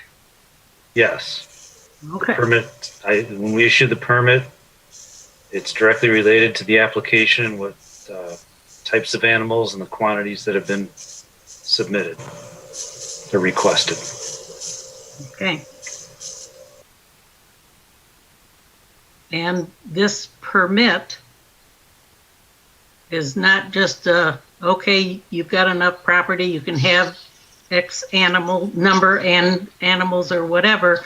You still have to meet the requirements for maintaining safety, humane care, all the other things that all the other permits are listed. Is that correct? Yes. Okay. Thank you for the clarification in my mind. All right. I am open then, if we're done with discussion, for somebody to make a motion.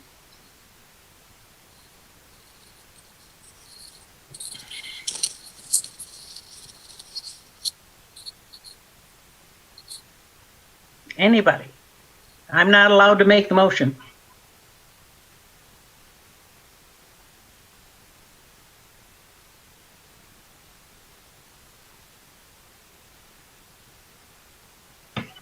Okay, I don't know the apprehension to making motions since this is my first time on the board. So I'll be the first. Thank If this was for one extra bird, which he's at now, I could see an argument for that. I think that the neighborhood, the perception is poisoned with this business of the goat. And I think that if that wasn't there, we wouldn't have a whole lot to probably talk about. There wouldn't be neighborhood resistance. But that creature, that seems to have caused some trouble. And that's weighing heavily on what people think about this here. My research has shown that when you get over 10, it's bad for the neighborhood. The permit here says 10. Paul does have that authority to make that, and so it does get de facto put into the ordinance.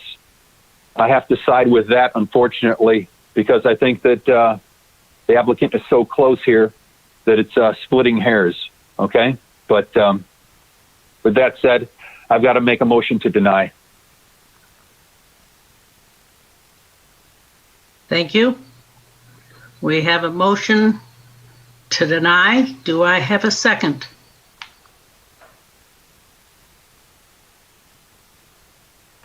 I second.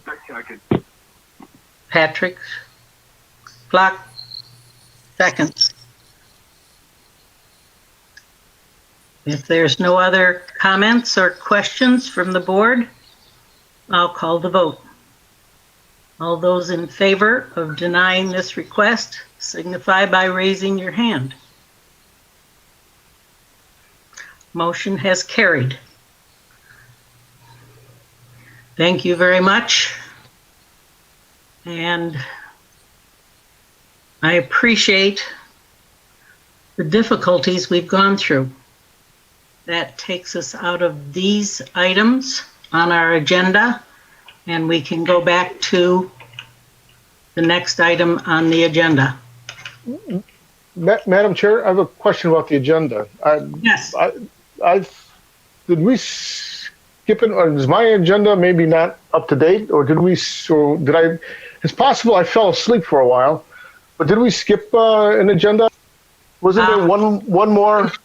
When we first started out. Now, yep, see, I told you I fell asleep. I remember now. Never mind. Okay.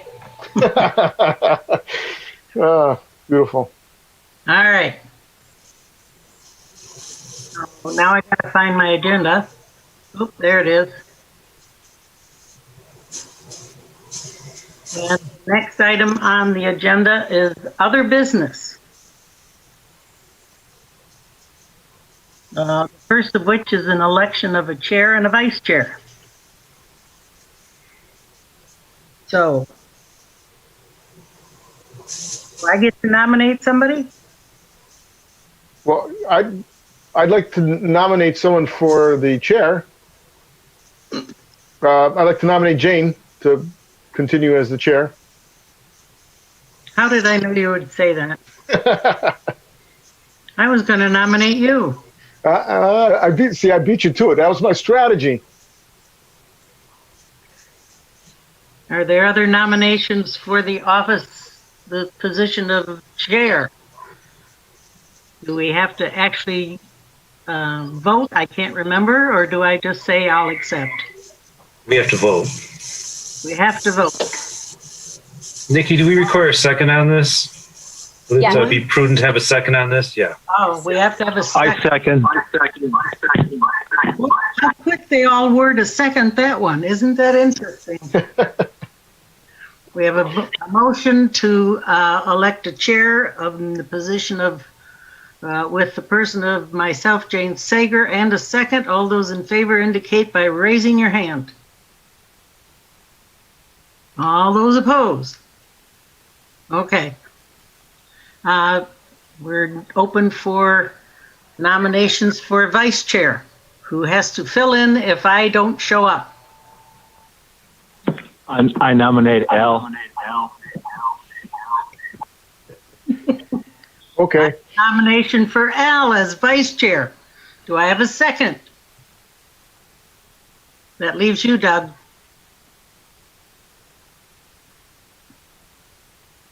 Or can I second? Am I allowed to do that? I don't think. Yes, I am? you are allowed, yes. I didn't know that. I'll second that. I'll second. And he does too. You're in now. All those, All right. all those in Wonderful. favor of Al as vice chair and signify by raising your hand. Any opposed? Thank you. Al, did you vote? I abstain. No, I'll vote. Okay. Thank you all. The last item is Troy City Code Chapter 90.3 proposed and the proposed meeting schedule. Okay. Paul, take it away. I'll turn it over to Nikki. Yes. Okay, Nikki, take it away. Thank you. I appreciate that. We've gotten some requests in over the years for potential modifications to the city's ordinance, animal ordinance. And the requests were sent to council members, and council wanted input from this board, specifically as it relates to potential amendments to the ordinance. And so I attached the two requests that we got, one from Mr. Dombrowski, which I'll let him elaborate on further, because I think it was a very thorough analysis. And so what I'm looking for from this board is not necessarily a consensus, unless, obviously a consensus would be nice, but some input on how this board feels about the city's ordinance and whether it thinks that there's certain areas of opportunity to be tweaked or amended, and specifically what type of amendments this board thinks would be prudent. And so based on the board's recommendations will then be forwarded to city council for consideration on whether or not it would ultimately like to make modifications to the ordinance at the end of the day. So at this point, I guess we're just looking for input, what works, what doesn't work, or anything that you would like to discuss as it relates specifically to the city's ordinance. Is this the appropriate time for me to take it away? I think the chair can, I'm gonna, I've done my portion for now. Yeah, so the chair can take the floor back. Yes, please go ahead, Mr. Dombrowski. All right, I'm going to try to get some energy in me going here. All right, listen, I feel for these applicants here today. I was once one of them. I've grown up around animals my whole life, and I took some initiative here. I contacted city council. I worked with them here, and after several months, I got some endorsement. But what they told me was the right thing to do is get involved with you guys here, and I thought it was a great idea. I'm happy to be here. I've got some insight that I really want to show you guys. I mean, you guys have the experience, but I've kind of done a hell of a lot of research on this. And like I said, I grew up around animals. So when I listen to a lot of the concerns that neighbors have voiced, it strikes me because a lot of it's speculation. And a lot of these neighbors seem to have choreographed their objections to our appellates as well, which caught my attention. So many about foxes and coyotes, one after another on the same case. I know the deal with roosters and goats, but our ordinance allows those. So I don't want to spend your time going over what is already on the agenda, okay? I want to point out some notes that I jotted down, okay? Spend your time looking at what I did months ago on your own so that we're not up all night here. But I think that you're going to be, I think, stuck on a few things that really hit home, that we need to answer some questions for the sake of the citizens, okay? Now, I'm not just talking chickens here, but let me go through it, okay? The opportunities. When a citizen like me, before I got involved, reads the ordinance, we get an impression. You read here that livestock's allowed. cows and horses, when you research what they need and find other ordinances out in rural areas, I look up Armada, I look up Ray Township, they all say a cow and a horse need 2 acres for the first animal, 1 acre for each additional, because they graze. Why we have 3/4 of an acre, I have no idea, and I have asked everyone I've talked to in the city, where'd 3/4 of an acre come from? And what I have found the best answer was when the ordinance was created about 25 years ago, the creators subjectively agreed that 3/4 of an acre was good. Now, if you look at what I've got here in the ordinance, in the agenda, you'll see that there's 34 cities in Michigan that allow urban chickens. Only 2 of them deal with something like 3/4 of an acre. That's us and Rochester. No one else is looking at 3/4 of an acre. I can't find 3/4 of an acre on any sort of an internet search I do that has any sense to it. It's all distance that these folks here, the other 32 besides Troy and Rochester, use. And if you see the objections that people are raising to applicants here, the objections are concerns they have that exist even for 3/4 of an acre. Just because you get to 3/4 of an acre doesn't mean we're satisfying the neighbors. All it means is that they have no right to object now. And I also note that our guidelines for kind of keeping these animals, it enables people for 3/4 of an acre and more to do kind of whatever they want. And these other ordinances around the state, they don't do that. So following my system here, just keep with me for a minute. I'll try to make it quick. I know it's been kind of late. The 3/4 of an acre, I challenge anybody to tell me where 3/4 of an acre comes from and what's the basis of it. There's a problem. Okay, let's hear it, Jane. Where's 3/4 come from?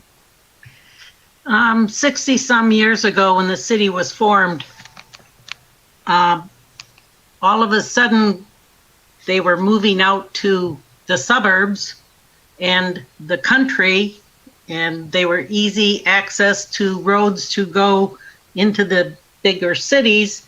And people said, oh, great, we're in the country. We can get the kids a pony and or plus, whatever animals.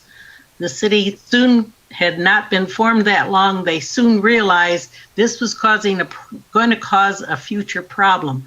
This board was formed so there'd be, first the ordinance was set and then the board was formed so that people that wanted to object had legal access to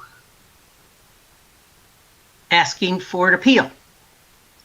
The 3/4 of an acre back then was determined because Troy being mostly a agricultural area, not a lot of subdivisions and so forth, the people who lived in this area, many of them agriculturally based people, farmers, whatever, came up with that so that there would be at least a minimum size before anybody got any kind of farm animals. They weren't necessarily talking about cows and chickens because people were coming in and they wanted ponies and goats and all these other things. And they came up with the 3/4 of an acre suggestion at that time for that reason.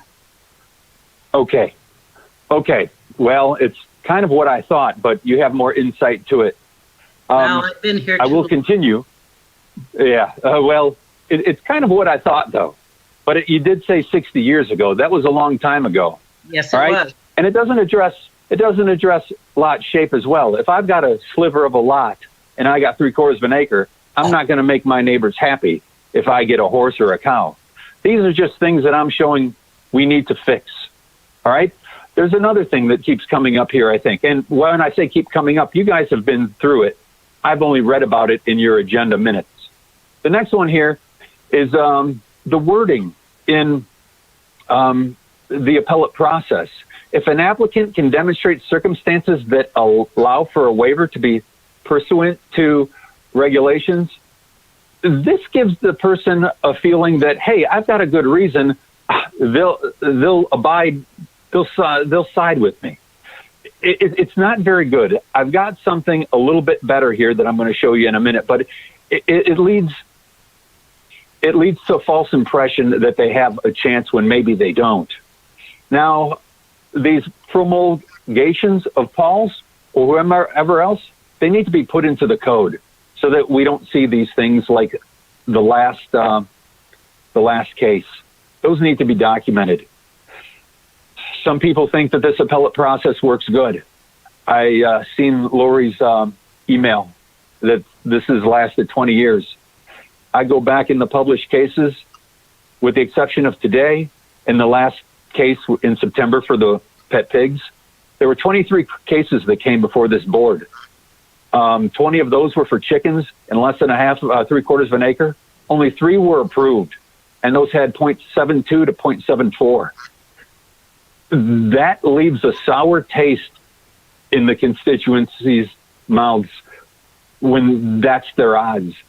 The appellate process is really just, do you have the 3/4 or not? And then the person's asking, where's 3/4 come from? Now, that stuff aside with size, questions of people, the handling of waste, varmints, restrictions of roosters, where are these shelters on the lots, coops?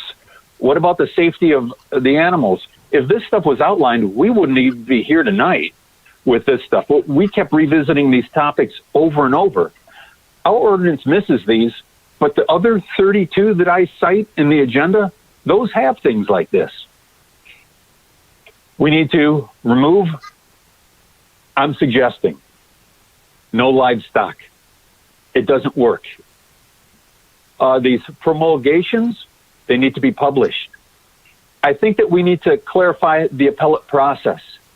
Paul, you probably have seen some of these in the zoning ordinance. That's where I kind of adopted this one here from. Now, this is just verbiage that I'm just throwing out here. I think that you can see where this here makes more sense, where you have to prove that it's an unnecessary burden on you that will allow a deviation. The strict enforcement of the ordinance would cause practical difficulty and deprive the ownership enjoyed of rights by others.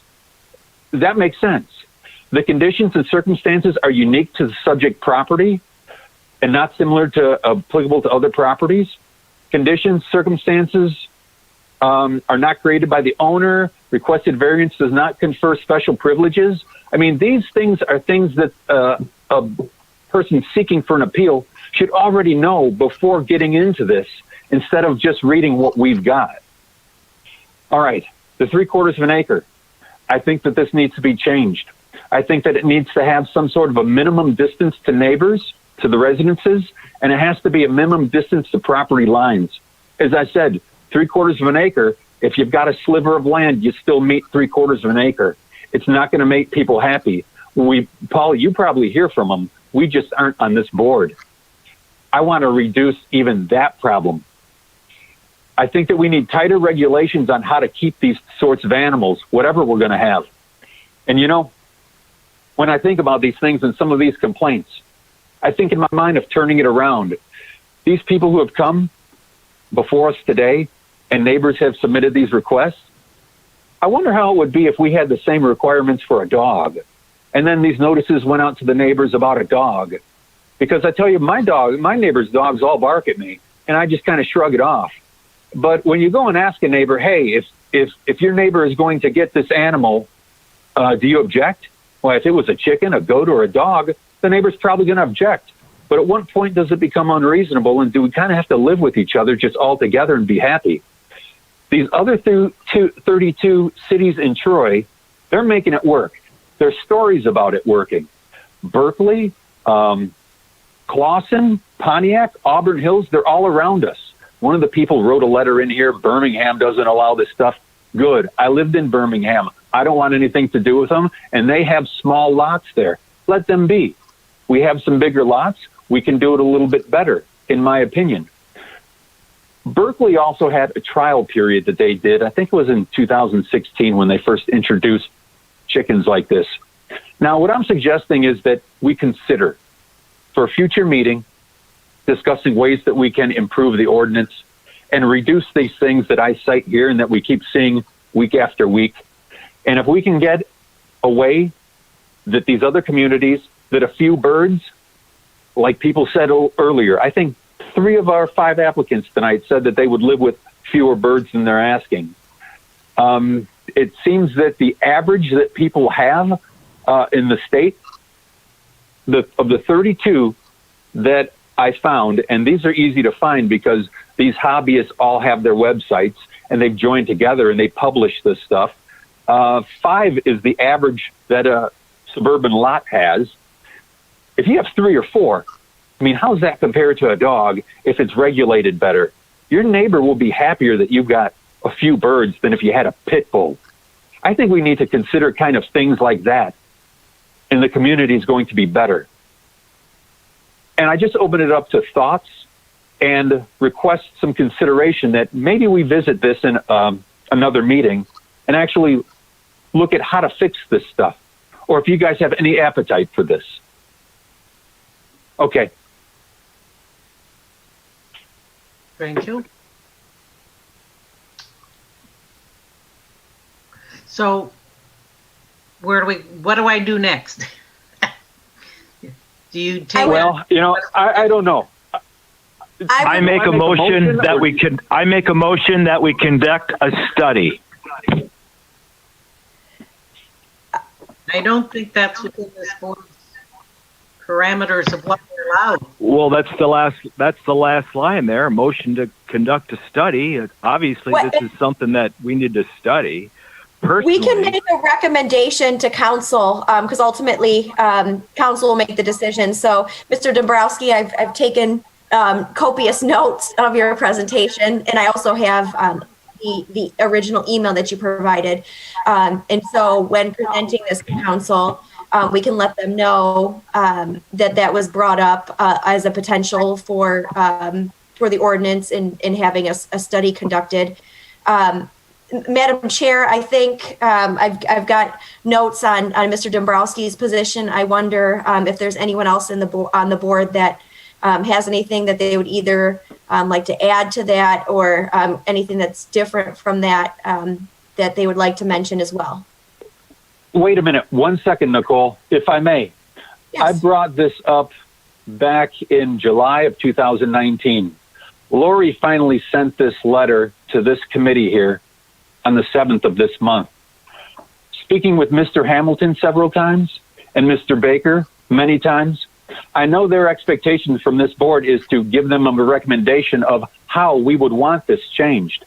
I don't want to put it back to them again to say, do you want us to think about this stuff? That's why they sent it to us for the first time here, and it's taken 1.5 years to get here.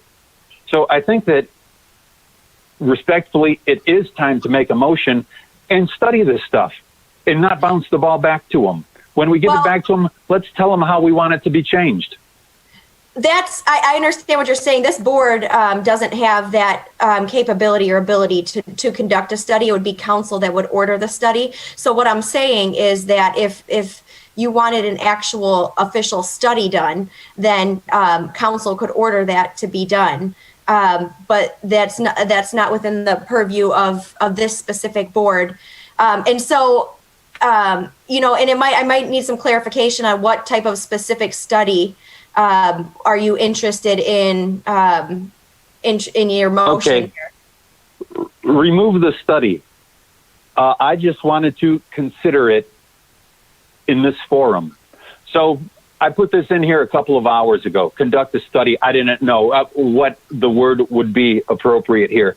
I want to conduct a review with this group in another meeting, like next month perhaps.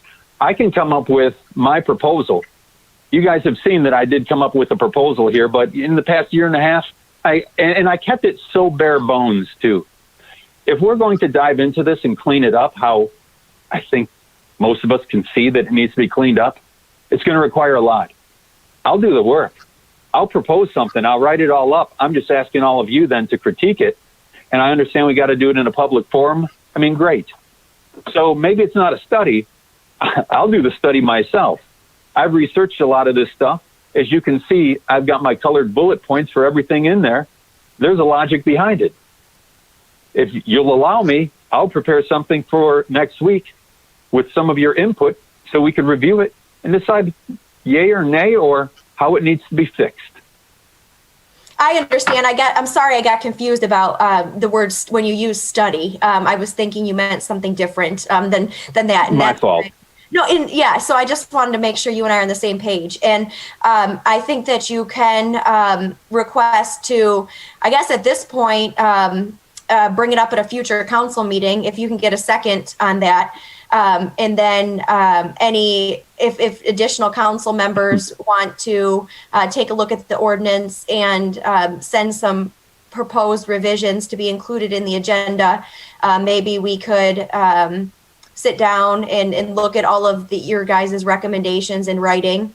I think we'd have to look at the agenda and see. Which way do you mean it? I'm sorry. Which way do you mean it?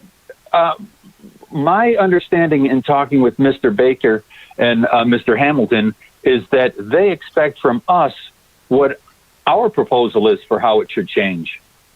Correct. So that's what I want to create in this group, a proposed revision, right? Yeah. So the next step in contacting City Council would be submitting our proposed revision, right?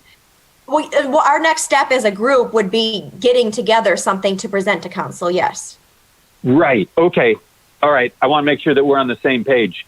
And, I'd like the input from the rest of the group, too. I've talked a lot right here in the past few minutes. What do you guys think? Am I on the right path? Do you want to be part of it, or are you happy with the way things go? Well, this has been such a long night. And there's been so many emails and phone calls we've heard. And when you say that it was an orchestrated, conspiracy that all these people got together and decided that... No. This is I a didn't nuisance. say that. I'm not sure where you went with that. Let me finish, please. You go right ahead. I don't... These people voiced their opinion about something. They felt in their deep down soul and heart that they don't want chickens around their place. They don't want... You can compare us with Royal Oak and Ferndale and Grand Blanc. I don't care. We're Troy. If that makes us different, then great, but I don't get it. We just sat there and listened to 15 emails in one case and how many voicemails? And then the next case, what was the majority consensus there? They don't want anything like that. They don't like the smells. They don't like the noises. They don't like it to go anything under $1.75, which I'm gathering. If you want to take a consensus, take a look at those emails and listen to those voice messages to give you an idea how the people feel. If I had some guy with 0.40 or 0.50 decided that he's going to have chickens next to me, no, that I don't buy that. We have restrictions. $1.75 says that that's enough to give you some room. Anything under that to me is bucking the system. And I tell you what, it's a floodgate because all the people we denied in the past are going to be coming to us in a rapid rage of saying we want our justice. And that means if you've got all these people, $1.37, $1.60 acre, we're going to... It doesn't do much for value of homes. You don't... if I've got chickens next to my house and I want to sell my house, how easy am I going to have to sell that house? Or let's say, how hard am I going to have to sell that house? These people have justified complaints. We sat there for 2 hours and listened to them. But you want to change the system. I'm sorry, man. I'm just voicing my opinion. Maybe there's some tweaking we need to do. But when you start talking going less than acreage, and God knows, maybe you're going to want to go more chickens. I don't know where it's going to go from there, you know? And so we looked. Doug, I'm just voicing my opinion here, okay? I'm putting myself as a Troy resident, as a tax-paying, concerned citizen. That's all. And I hear you, and I appreciate your opinion. And there's other opinions, including the 5 that were on this call earlier, and many more out there. But I hear you. And to set the record straight, what I said and what I meant about the calls earlier were specifically about certain residents, like that one gentleman that had 15 phone calls. If you notice, one after another cited the same animals, property value, the same darn thing. We didn't even need to listen to the remainder of them. We knew what they were going to say. That's my point. People have. And I agree with you, Doug. But you got to understand that these people didn't get all together and have a conference call and say, "Hey, let's say the same thing." I know there's. Well, no. All right. That's fine. I'm going to point one more thing. I know there's a lot of coyotes around Troy. I've seen them. I've seen packs of them. Okay, that's a given fact. And what they do is they track the little dogs, chickens, and anything in between. So we do have that problem here. Okay, and when I start hearing people that say they got goats, this guy all of a sudden, I don't know who to believe. Did this guy have goats, or does he still have goats? He might, I didn't and it's understand legal. that. But listen, if you're going to do it for the birds, then do it for small dogs. Do it for cats. How do you justify it to these other people? It's something for another meeting. It's not. This isn't the discussion I wanted to start now. This is the discussion I wanted to have next month. Well, you kind I of think people need to think about this first. You know. Yeah, well, I brought it out there to throw it out there, food for thought, that we could revisit. I don't want to shut this down. We can certainly table it if the appetite is not there tonight. We can table it for the next meeting, and we can bring it up again then. And maybe between now and then, board members can collect their thoughts and review the ordinance, and then maybe we can see. I mean, it seems like if we have a consensus and the board is interested in making revisions, then we can delve into it. But if that's not the direction that the board wants to go, then that's also at the discretion of this board. And Madam Chair, I think if that's okay with you, then that might be what's best. Thank you. Madam Chair, can I jump in real quick? Go ahead. Just real quick. I kind of got concerned a little bit with the terminology of tabling this. I actually would actually like to see, and Doug, it sounds like you're more than willing. I'd actually like to see some of your ideas and some actual concrete numbers, like when you're talking about property property lines, distances, and things of that sort. If you have more, I mean, if there's things that we can actually start reviewing, and instead of just talking about the concepts, I'm actually open to tweak this or review this and see what we can come up with. And maybe in the end, maybe we'll do very little. I don't know. So I would like to say that for the next meeting that we have something to review, and maybe we all can go back and do a little of our own homework or whatnot. But I think the next meeting should be a little more productive, hopefully, and actually review some more concrete proposals or some data and whatnot. Thank you, Al. Take a look at, thanks, Al. And take a look at some of the things that are in the agenda there. They even have links here to websites, and they're pretty straightforward. I think that would sound like an apropos type of thing. This meeting is now at almost 11 o'clock.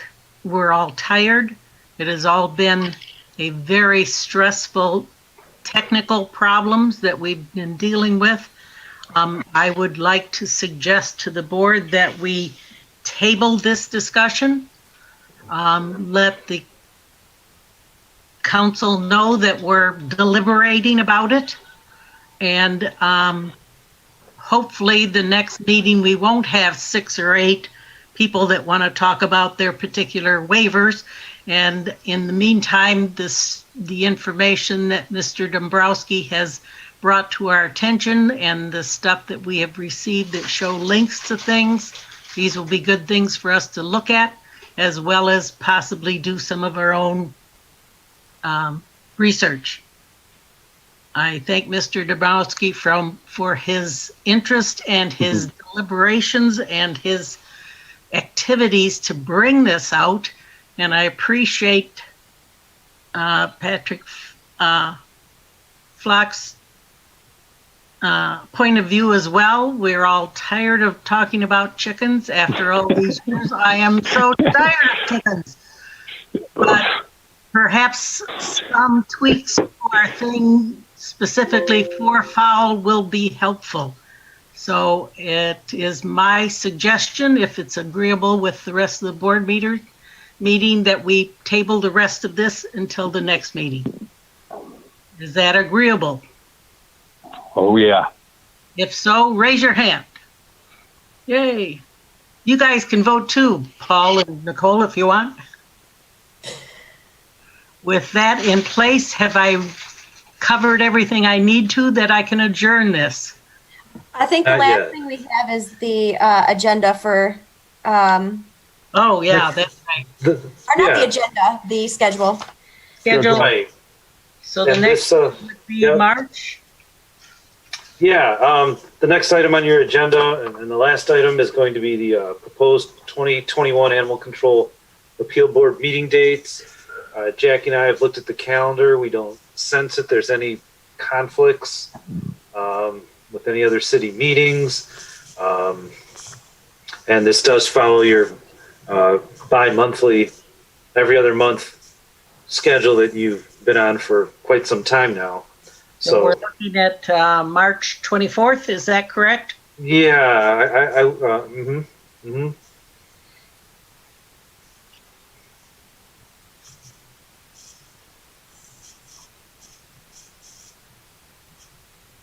Certainly, we'd asked if there's any concerns about any of these dates, or there's a feeling on board members that perhaps they could be problematic, maybe due to other holidays or something. Just let us know. But these are the dates that we plan on meeting, just following what we've been doing for years.